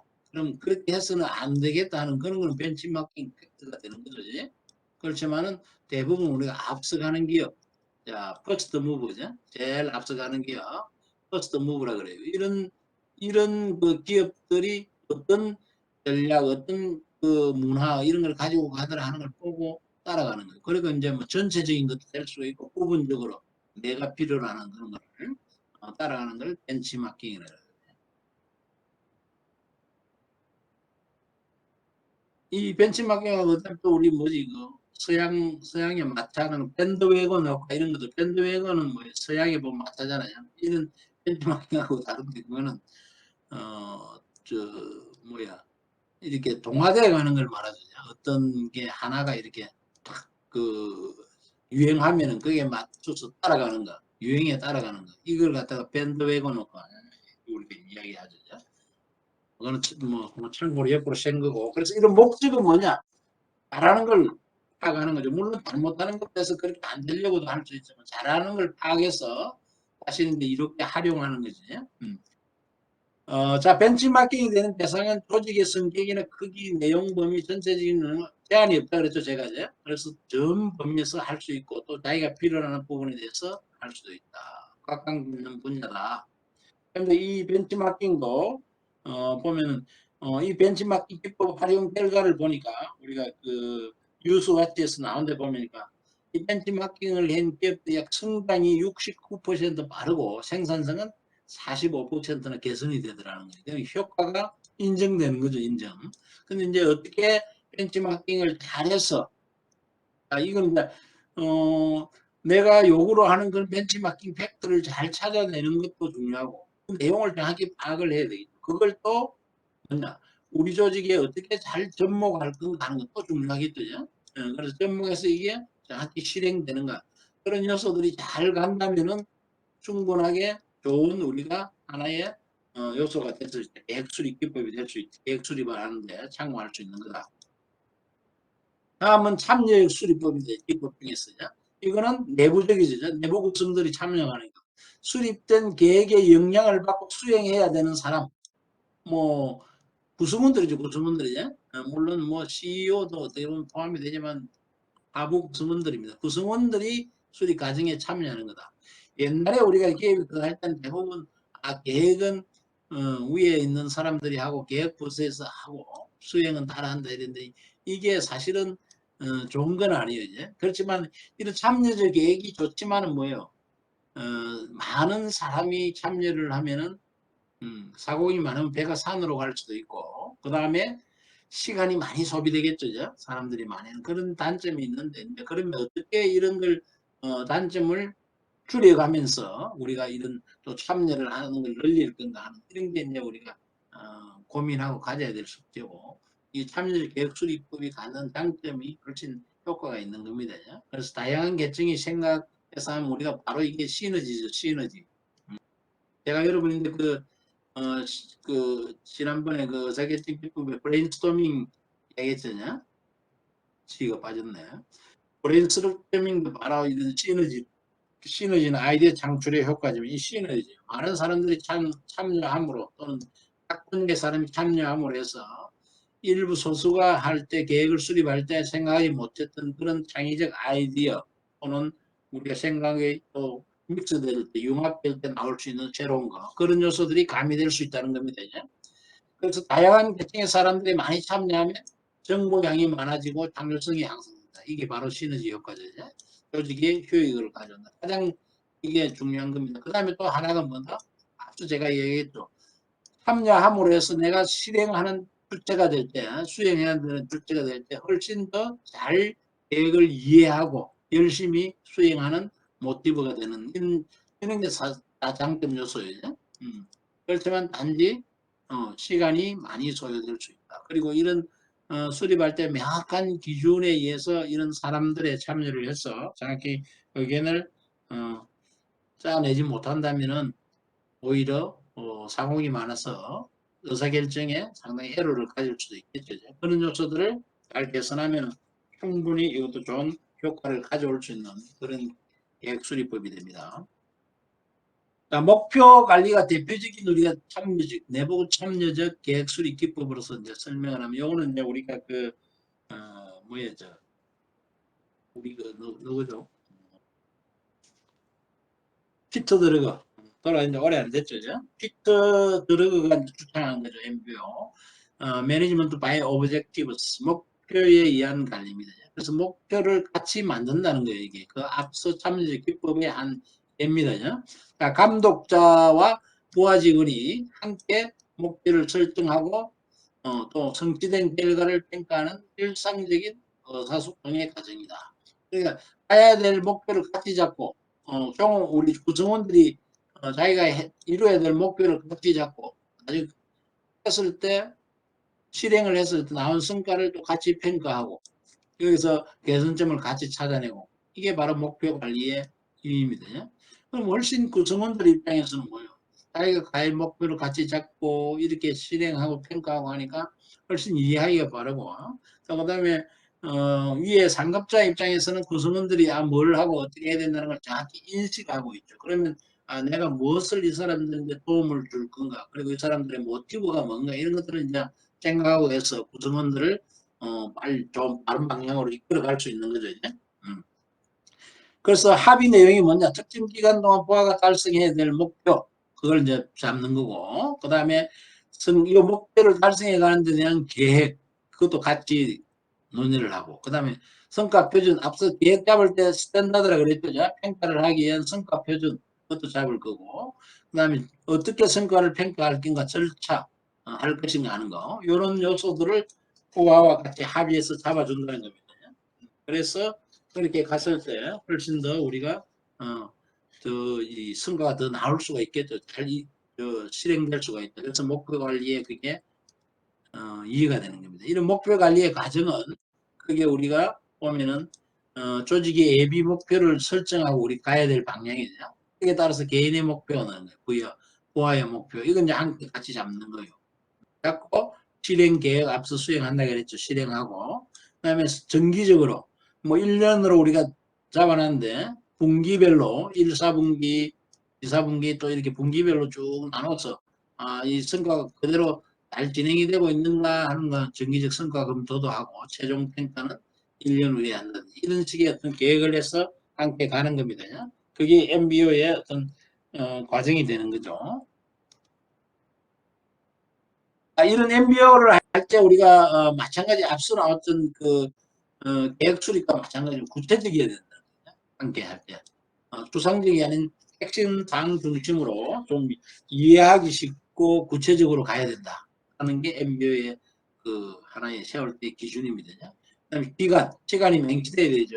앞서 우리 계획 수립할 때 이야기했죠. 구체적으로 1년인지 분기인지 이런 게 정확히 나와야 된다. 도전 가능해야 된다. 조금 목표를 잡을 때 우리가 이렇게 구성원들이 올해는 뭐 예를 들면 목표치가 한 70이었다면 내년에 이거보다 조금 더 한 75 정도 해서 이 사람이 더 조금 도전할 수 있는 이런 목표를 잡아줘야 된다는 거죠. 그래서 사람이 그래야 도전 의식을 가지고 의지를 가지고 열심히 할 수 있다는 거죠. 그 다음에 측정 가능하다. 가능하면 숫자 구체적으로 해줘야 된다면 그래야만이 나중에 같이 평가할 수가 있는 거죠. 이게 안 되면 평가하기 굉장히 어렵다는 겁니다. 자, 그 다음에 문제점은 뭐냐? 함께 세우는데 잘못하면은 쉬운 목표에 지나치게 가시는 건데 그게 너무 목표를 어렵게 안 잡고 앞서처럼 도전적인 그런 목표가 아니고 이렇게 쉽게 할 수 있는 그런 목표를 한 개 잡을 수가 있다는 거죠. 그러면은 별 의미가 없어지는 거고. 그 다음에 너무 이렇게 함께 함으로 해서 서류 작업에 너무 시간이 많을 요구한다든지 그런 것들을 또 하는데 많은 시간을 빼앗긴다든지 이러면 안 되고. 그 다음에 감독자가 부하에게 자신이 제가 있는 목표 수준을 그러니까 이거는 뭐냐 서로가 합의하에 좋은 그 의견을 나눠서 이 목표를 잡아야 되는데 하이어라키상 위에 사람이 상의자니까 상의자가 그만 너 올해 이만큼 해 75로 해 뭐 이렇게 하는 80으로 해 이거는 뭐 그만 제가 단편적으로 숫자를 이야기하는 겁니다. 그래서 이렇게 해서 목표를 그만 정해주는 거예요. 그러면 그게 목표가 되는데 이건 아니라는 거죠. 이 취지하고 맞지 않다는 거죠. 그럼 이 사람의 사정도 들어보고 역량과 어떤 걸 봤을 때 이렇게 하면 이 정도는 당연히 감내할 수 있는 게 아닌가 하는 걸 논의하고 해서 함께 잡아가는 그런 게 돼야 되는데 말하는 게 일방향적인 건 아니다. 그 다음에 너무 이 목표 관리를 하면 단기간의 목표에만 그치는 게 아닌가. 그러니까 뭐 1년 단위로 우리가 평가하는 이런 데만 그치는 게 아닌가 하는 거죠. 더 장기적인 거는 뭐 볼 수 있다는 겁니다. 그런 점이 우리가 이 가지는 하나의 문제점이 될 수가 있는 겁니다. 이 점을 안 보면은 포화에게는 뭐요? 가장 정도 이해를 잘 할 수 있게 해주는 거죠. 내가 어떤 목표를 달성해야 되고 뭘 해야 된다는 이런 걸 알 수 있게 해주는 게 가장 장점이 되는 거고 상사는 뭐예요? 그럼 상사는 포화가 어떤 일을 해야 되고 포화가 이 일을 하기 위해서 무엇이 필요하고 내가 줄 수 있는 모티브가 뭐고 이런 걸 잘 아는 거죠. 그래서 포화에게 지원해주고 하는 이런 거를 잘 이해할 수가 있는 거죠. 그다음에 조직에는 뭐예요?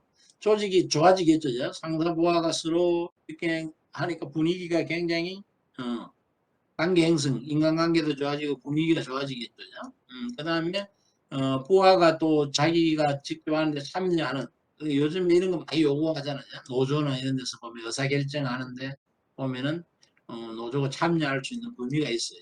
그런 것들 그런 거예요. 부하가 직접 자기가 참여함으로 해서 굉장히 그 스스로 내가 그 주인이 된 그런 기분을 가지죠. 그 주인의식을 줄 수 있고 스스로 이제 하려는 의지를 갖게 되는 거죠. 그런 거에서. 그래서 이렇게 조금만 이제 자기 개인의 어떤 목표를 이런 식으로 탐내서 가져감으로 해서 더 큰 목표 달성하는데 의지나 이런 것들을 가지고 더 큰 데 기여하는 그런 효과를 기대할 수가 있는 거죠. 그런 요소가 우리가 목표 관리가 주는 이점이 되겠습니다. 자, 다음은 이제 관리의 순환 과정이 야, 이제 오늘 이제 전략적 계획 수립 부분입니다. 생각보다 우리 시간이 많이 걸리는데 자, 여기서 보면 이제 이게 1시간에 원래 하는데 이제 수업 계획에서 이제 조금 늦어지다 보니까 오늘 이제 우리가 전략적 계획 수립과 전략적 경영에 대해서 하고 조직의 방향 설정 여기까지 하고 이제 전략의 유행까지 나갈 수 있으면 전략 유행까지 해가지고 실제는 다음 시간에 갑니다. 과제에 대해서 이야기하는 걸로 그렇게 하겠습니다. 오늘 탕고를 읽어보시고 전략적 계획 수립과 전략적 경영에 대해서 보면 자 우리가 뭐 SK그룹의 아까 저 차태훈 회장이 이야기했지만 미래 전략을 보면 우리 글로벌 신시장 개척, 신성장 동력 발굴 이렇게 딱 어렸잖아요. 미래 전략으로. 그러니까 이제 그 글로벌 신시장 개척은 뭐예요? 신시장이니까 기존에 가진 우리가 분야입니다. 에너지나 화학, 그다음에 ICT, 반도체 이런 거를 어떻게 하면 글로벌로 갈 건가. 그러니까 글로벌 파트너십을 가지는 걸 이제 중요시하는 겁니다. 그러다 보니까 이제 그게 맞춰서 SK 종합화학 같은 경우는 중국의 그 시노텍이라는 최대 석유 회사하고 이제 이렇게 제휴하는 그런 거. 그다음에 SK텔레콤 같으면은 뭐또 독일의 도이치텔레콤이나 미국의 페이스북 이런 데하고 또 제휴하는 관계. 이런 것들이 이제 하나의 전략으로서 나오는 거거든요. 그다음에 이제 신성장 동력의 발굴. 신성장은 새로운 겁니다. 새로운 먹거리를 만들어내는 거예요. 그러다 보니까 신에너지 부분이나 또는 IoT, 사물인터넷, 바이오, 그다음에 ICT, 정보통신기술 쪽에 어떤 이런 쪽을 어떻게 개발해 갈 건가 하는 거죠. 그런 데는 이제 SK 이노베이션에서 이제 뭐 자동차 배터리 부분 이런 게 이제 그런 데를 위해서 우리가 신에너지 부분에 대해서 그런 쪽으로 발전해 가는 그런 거예요. 그런 전략을 구축하게 되는 거예요. 그래서 기업에서 어떤 방향으로 가겠다는 CEO가 가장 큰 거시적 미래 전략을 해주면은 거기에 맞게 또 우리가 새로운 분야의 또 전략들이 나오게 되는 거예요. 이게 우리가 전략 경영의 그 핵심 분야들이 되는 거죠. 전략적 계획 수립이라는 것은 조직 전체를 대상으로 장기적으로 계획을 수립하는 겁니다. 상당히 단기적이라는 겁니다. 단기적으로 우리가 계획을 수립하는 게 전략 계획. 그래서 뭐 이 줄여서 전략 계획이라고 이렇게 이야기도 해야죠. 그래서 이게 전략적 계획 수립이라는 건 장기 계획이다. 그럼 전략은 뭐냐? 전략. 그러니까 전략 계획 수립인데 전략은 결과물이죠. 앞서 우리 계획 플래닝의 결과물이듯이 스트래티직 플래닝에 대해서 결과물이 스트래티지입니다. 이것도 마찬가지 장기적인 목표를 달성하기 위해서 개발된 광범위하고 일반적인 계획, 전략적 계획 수립에 바로 이거의 결과물이다. 전략이라는 게죠. 일반적으로 우리가 스트래티지 매니지먼트, 전략 경영이라고 합니다. 그래서 조직이 적절한 전략을 수립하고 실행함으로 해서 효익을 얻는 과정, 이익을 가져오는 과정이죠. 기업이. 그래서 기업 조직이라는 데 적절한 전략이라는 게 뭐냐. 그래서 우리가 적절한 전략이 중요한 거거든요. 적절한 전략은 우리가 이기는 전략이죠. 어떻게 보면 효익을 가져. 그래서 이거는 뭐 큰 코퍼레이트 레벨 수준에서는 어떤 분야로 진출할 것인가 하는 전략. 그 다음에 비즈니스 레벨에서는 경쟁사들에 대해서 우리가 어떻게 싸워서 이길 건가 하는 전략. 이런 거죠. 그런 걸 가져와서 그 다음에 뭐 펑셔널한 레벨에서는 이런 비즈니스 경쟁을 하는데 이기기 위해서 어떻게 지원하고 우리가 자원을 어떻게 잘 효율적으로 쓸 건가 하는 이런 전략이죠. 이런 거를 수립하고 실행함으로 해서 조직 전체적으로 효익을 가져오는 그게 적절한 전략이죠. 그래서 이 적절하다는 건 뭐예요? 이제 시기적으로, 특정한 시기적으로도 적절해야 되겠지만, 조직의 역량이나 이런 걸 봐, 해당 조직에 가장 필요한, 부합되는, 조직이 요구하는 그런 전략을 수립해야 된다. 그럼 이제 환경 분석 사실 전략 계획의 직접적인 그건 아닙니다. 그렇지만 이 요소를 정확히 분석해야만이 계획 수립을 위한 자료를 나오는 거죠. 그래서 우리가 이 분석에는 우리가 크게 패스트 분석, 그것이 환경 분석이죠. 여러 번 얘기했지만 정치 환경부터 경제, 사회, 문화, 기술, 그다음에 스왓, 스왓은 뭐예요? 환경적인 그 기회와 위협, 그다음에 자기 강점, 약점을 전목적인 그 전략적 그 목표를 찾아내는 그런 게 스왓 분석이죠. 그다음에 요즘에 또 뭐 ESG 뭐 이런 것도 ESG에 대한 것도 있어. ESG는 뭐 또 보니까 새로운 게 환경에 대해서 그다음에 소셜 네트워크, 사회적 네트워크에 대해서 그다음에 가버넌스, 기업 지배 구조에 대한 것 이런 것들도 분석을 같이 하는 게 다양하게 있습니다. 그래서 대표적인 게 패스트하고 종합 분석을 많이 써요. 자, 전략적 계획 수립의 단계를 보면 제일 먼저 이제 이 사실은 이 전략적 사실 이 부분도 이제 계획을 위해서는 반드시 들어가야 될 중요한 부분이에요. 그래서 환경 부분을 1단계로 넣기도 합니다. 그래서 2단계는 조직의 방향을 선택하는 거시적 이제 거기에 방향을 설정해주고 3단계에서 이 거시적 방향이라는 게 우리가 바로 조직의 미션, 임무, 사명, 우리 조직은 뭘 하기 위해서 한다 이런 거죠. 그 다음에 비전 이런 거죠. 이런 것들을 이제 우리 조직의 비전, 이 기업 일화인데 들어가면 다 이게 나와 있잖아요. 그리고 3단계가 거기에 대한 전략, 비전을 달성하기 위한 전략적 목표 이런 게 나오는 거죠. 전략에서. 그 다음에 실천 과제, 그 다음에 이제 수행하는 실행 과제에 따라서 실행을 하고, 그다음에 통제하는 5단계로 거쳐. 이게 이제 전략 경영의 단계입니다. 자, 조직의 앞선 단계별 전략 경영의 단계별에 대한 설명이죠. 조직의 방향 설정 부분이 나옵니다. 자, 조직의 방향 설정은 우리가 크게 위계를 갖추고 있어요. 조직의 방향 설정 위계를 갖추고 있는데 미션, 그리고 사명이라고 합니다. 미션. 그 다음에 비전, 그 다음에 전략 이렇게 이제 위계를 가지고 이루어져요. 자, 미션은 우리가 purpose를 해서 조직의 존재 목적, 기본 철학. 그러니까 우리가 조직이 왜 존재해야 되는가. 그러니까 여기 이제 미션에 녹아 들어가 있는 게 우리 창업주들, 이 사람들의 그 기본 철학이 있죠. 경영 철학 이런 것들이 녹아 들어가 있어요. 미션에. 그래서 뭐 삼성 같은 맨날 이병철 창업주 같은 경우 세계 제1의 그런 게 있잖아요. 그런 것들이 어떤 이게 미션에 들어가 있어요. 또 인류를 이롭게 하는 그런 거라든지 이게 보통 50년에서 100년의 동안 우리가 가야 될 방향에 대한 큰 목표를 그래서 미션을 우리가 이제 뭐 배가 이렇게 가야 될 어떤 방향을 주는 등변이 뭐 또는 북극성이 나침반이 이런 데 비유를 해 조직이 가야 될 큰 방향을 주는 게 존재의 유의자 목적이 되는 겁니다. 비전은 거기에 비해서 5에서 10년 좀 중기적 성향을 중기보다는 조금 더 긴 단계 그런데 조직이 나가야 될 그런 미래상을 알려주는 겁니다. 그게 비전이 되는 겁니다. 그래서 이제 여러분들도 마찬가지 비전이 있나 없나 할 때는 우리가 한 5년, 10년 후에 내가 어떤 걸 할 그런 게 있느냐 없느냐 그런 걸 물어보는 겁니다. 이거는 뭐예요? 비전은 미션을 바탕으로 해서 도출되는 거죠. 그 다음에 전략이 나옵니다. 전략은 뭐냐? 비전 달성을 위한 행동만. 이 비전을 어떻게 하면 그러면 우리가 이룰 건가 하는 거죠. 거기에 맞게 전략이 나오는 거예요. 그래서 여기서 전략적 목표가 따지는 거예요. 전략에서. 그래서 그 목표에 달성을 하기 위한 세부적인 과제들. 그게 바로 실천 과제입니다. 실천 과제. 그래서 여러분들이 이제 해야 될 과제가 이 부분이 있어요.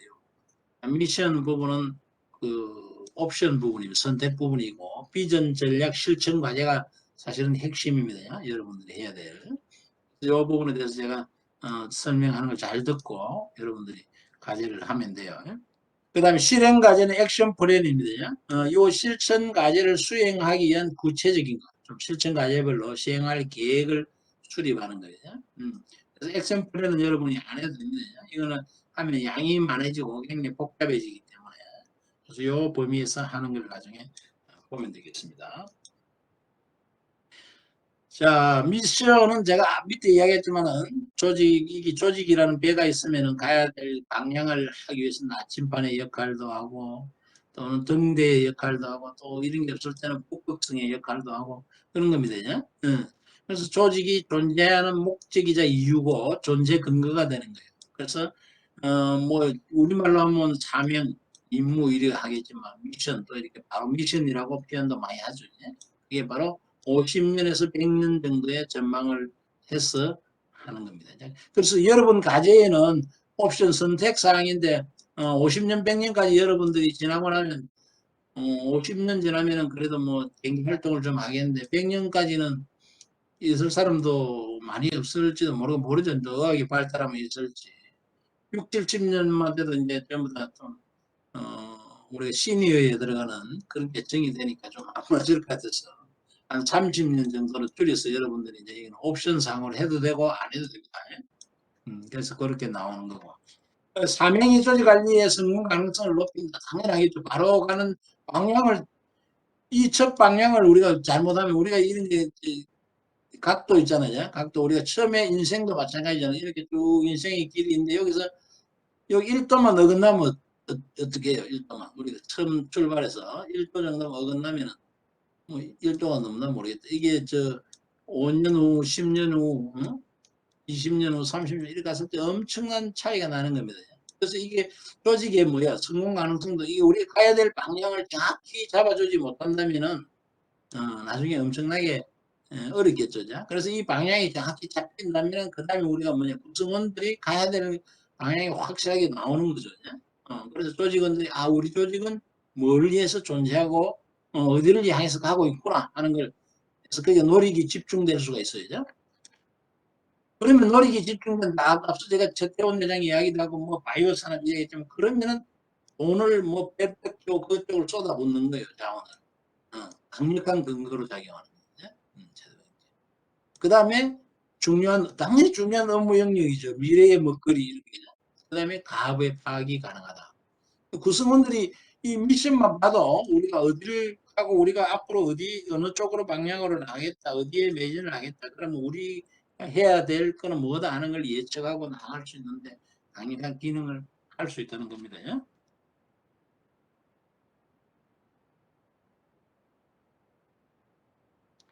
그 다음에 이제 미션을 우리가 이제 그 대부분 이렇게 보면은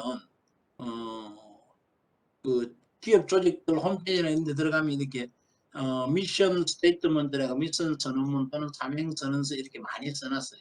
애플 같은 경우 보면 전 세계의 뭐 학생, 교육자, 창조적인 전문가, 소비자에게 우리의 핵심적인 하드웨어, 소프트웨어, 인터넷 제공을 통해서 최고의 개인적인 컴퓨팅 경험을 제공한다. 제공하는데 기여한다. 이게 최고의 개인적인 컴퓨팅 경험을 제공하는 데 기여한다. 이게 애플의 그 미션 사명서. 그게 사명을 풀어서 써난 겁니다. 페이스북은 뭐예요? 사람들에게 개방적이고 사람들이 연계가 되게 하고 이런 세상을 만들어서 공유하는 힘을 제공한다. 구글도 마찬가지고 삼성도 마찬가지고 삼성은 조금 그 애매모호한 건 있는데 여기는 뭐 미션과 비전이 같이 들어가 있는 개념이 될 수도 있는데 대부분 이렇게 미션 선언문을 보면 아주 거시적이고 장기적으로 우리가 뭘 하기 위해서 존재 이유죠. 그걸 정확히 제시를 하고 있습니다. 그러면 페이스북, 애플, 구글 이런 뭘 하는 데다 뭘 하고 뭐를 하기 위해서 존재하는 기업이라는 걸 쉽게 알 수가 있는 겁니다. 그게 바로 우리의 미션이 부분이 됩니다. 다음은 비전입니다. 비전은 우리가 보통 5에서 10년 정도 미션이 아까 50년 100년이라면 아주 내려왔죠. 이게 내려올수록 구체성을 띄게 되는 겁니다. 그래서 미션을 달성하기 위한 중장기적 전략 목표가 되는 거예요. 앞서 미션은 굉장히 장기적이고 거시적이잖아. 그걸 좀 더 달성하기 쉽게 하기 위해서 중장기적 목표로 가져오는 겁니다. 이루고자 하는 미래의 상이 되는 거예요. 그래서 전략을 통해 장기적으로 구현하고자 하는 바람직한 모습. 그래서 요거는 여러분들이 이제 과제에 들어가는 겁니다. 자기 자신에 대해서. 내가 비전을 그러면 5년, 10년 후에 어떤 비전을 가질 건가 하는 거예요. 그래서 그 비전에 나는 뭘 어떻게 하겠다는 비전을 갖는 거죠. 그런 거고. 이거는 그러니까 미션에서 아주 구체적으로 가져오고 앞서 제가 얘기했던 미션에서부터 비전, 그 다음에 비전과 전략과 실천 과제, 요거는 뭐야? 전부 연계성을 가지고 일관성을 가져야 돼요. 여기 연계성과 일관성이 있어야만이 정확한 게 되는 거지. 비전은, 미션은 이렇게 해놓고, 비전은 또 이쪽 방향으로 해놓고, 전략은 또 이쪽, 각자 놀면 안 되겠죠. 한 방향으로 쭉 가고, 그 위계를 가지고 상위 요구를 만족시키면서, 그래서 하위에 대한 또 지침이 되는 그런 행태입니다. 그러니까 조직의 미션, 비전의 관계는 미션이 그 비전이 미션이 그렇죠. 우리가 purpose 조직의 목적이다 가야 될 그렇다면 근데 이게 조직의 목표는 나가야 될 목표 좀 구체화된 거죠. 중장기적으로 이게 바로 비전이다. 그 관계를 이제 좁혀주는 게 사명선언서에서 좀 풀어서 이 미션을 풀어서 이렇게 목표 비전으로 해준다는 거죠. 여기 또 나오나? 자, 이 부분 이제 이게 이제 우리가 저 한국가스안전공사에서 짜놨던 하나의 자기들의 이 미션부터 나오는 겁니다. 자, 앞서 미션 냈죠. 여기서 best safety with people, 국민과 함께 가장 안전성을, 최고의 안전성을 확보하는 걸 그 자기들의 미션으로 택하고 있어요. 국민과 함께하는 가스안전, 가스안전산업관계 만드는 안전세상. 이게 바로 미션이 됩니다. 가스안전공사예요. 그다음에 비전은 뭐야? 요걸 이제 만족시키는 거. 국민에게 신뢰받는 최고의 가스 안전 책임 기관이 되는 거예요. 거기에 자기들이 비전이 되는 거예요. 다음 전략. 전략은 뭐야? 요거 핵심 가치는 이제 코어 밸류라 해가지고 그 기업이 가진 공공 조직이 가진 하나의 코어 밸류 핵심 가치입니다. 여기는 이제 뭐 국민 안전, 산업 발전, 지역 상생 요런 요소들은 나중에 이제 뭐냐 우리가 전략을 수립할 때 이런 요소들이 또는 이제 여기는 밑에 나와 있는데 어쨌든 이런 비전을 수립하거나 전략을 수립할 때 참고 요소로 들어갑니다. 또 여기에 뭐야 CEO의 경영 철학. 그래서 우리가 앞서 이야기했지만 CEO들은 보통 보면 우리가 공공기관은 3년인가 그래야 돼. 2년, 3년인가 3년일 거예요. 3년. 그 다음에 뭐 일반 조직들도 보통 3년, 5년 되면 바뀌잖아요. 그래서 이 미션에 보면은 이 사람들에게 반영되기 어려운 게 더 큰 거시적으로 가야 되고 이 사람들은 또 바뀌기 때문에 그렇죠. 그렇지만 비전이 보통 우리가 5년에서 10년이잖아요. 그러면 어느 정도 반영이 될 수 있는 부분이고 전략은 비전 수행 과정이니까 이런 CEO의 경영 철학도 또 들어갑니다. 핵심 가치하고 그런 걸 반영을 해야 돼요. 그래서 전략을 보면 비전을 달성하기 위한 활동 방향과 자원의 배분을 결정한다. 그럼 이제 요거는 하나의 글로서 쓰라는 거고 이러한 비전을 이루기 위해서 어떻게 할 건가 하는 거죠. 바로 이거죠. 이런 이제 국민에게 신뢰받는 걸 하기 위해서 가서 사고 지수를 최저 수준인 3.5로 달성한다. 그게 전략이 되는 거예요. 재난 관리의 우수 기관이 된다. 그 다음에 수소 안전관리 정책 100% 이행한다. 국민 신뢰 최우수 기관이 된다. 이런 거죠. 자, 요거는 이제 비전의 부분이 들어갔지만 이런 부분들은 뭐예요? 이런 거는 뭐 안전관리지만 에너지 부분도 들어가고 이제 새로운 우리 정책에 대한 그런 요소도 들어가는 거죠. 그러니까 이런 부분들이 바로 전략이 되고 전략 다음에 실천 과제는 이 전략을 우리가 구체적으로 수행하기 위해서 실천하기 위해서 과제를 도출하는 겁니다. 그럼 요 과제가 바로 요런 부분이 이제 여기 전략 방향 나와 있죠. 요게 바로 전략이 되는 거고 밑에 이제 국민공간 그다음에 전략 과제 여기 바로 실천 과제입니다. 실천 과제. 실천 과제는 뭐냐 위에 나와 있는 거 무결점 가스 안전 핵심을 이루기 위해서는 포스트 코로나 대비 코로나 이후에 가스 안전 관리 체계를 우리가 핵심적으로 바꿔야 되겠다. 혁신을 해야 되겠다. 그다음 고위험 가스 시설이나 제품을 집중적으로 관리를 해야 되겠다.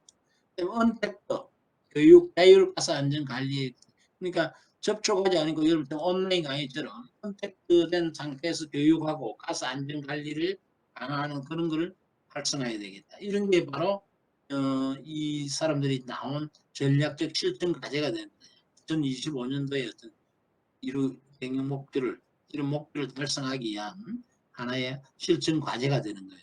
그럼 이런 데 대해서 실행 계획은 실천 과제에 따라서 세부적으로 포스트 코로나 대비 가스 안전관리 핵심 이런 게 실천 과제면 이걸 위해서는 코로나 이후에 우리가 가지는 조직의 어떤 변화 요소 이런 것도 쭉 분석을 해야 되고 실천 과제에 실행을 하기 위해서는요. 그럼 포스트 코로나 이후에 어떤 이런 거 가스에 대해서 바뀌는 어떤 시스템이 어떤 게 있는가 이런 걸 쭉 해서 거기에 따라서 이제 어떤 걸 실행해야 됐던 계획들을 찾아내야 되겠죠. 그게 실행 계획이 되는 겁니다. 여기에는 실행 계획이 지금 안 나와 있어요. 그래서 여러분들 보듯이 미션, 비전, 그 다음에 코어 밸류, 그 다음에 CEO의 경영 철학 이런 게 반영이 돼서 여기 나오는 전략이 나오고 그 다음에 실천 과제가 이렇게 도출이 되는 겁니다. 여기 다 하나의 위계를 가지고 진행이 되죠. 그렇게 만족이 되게 되는 겁니다.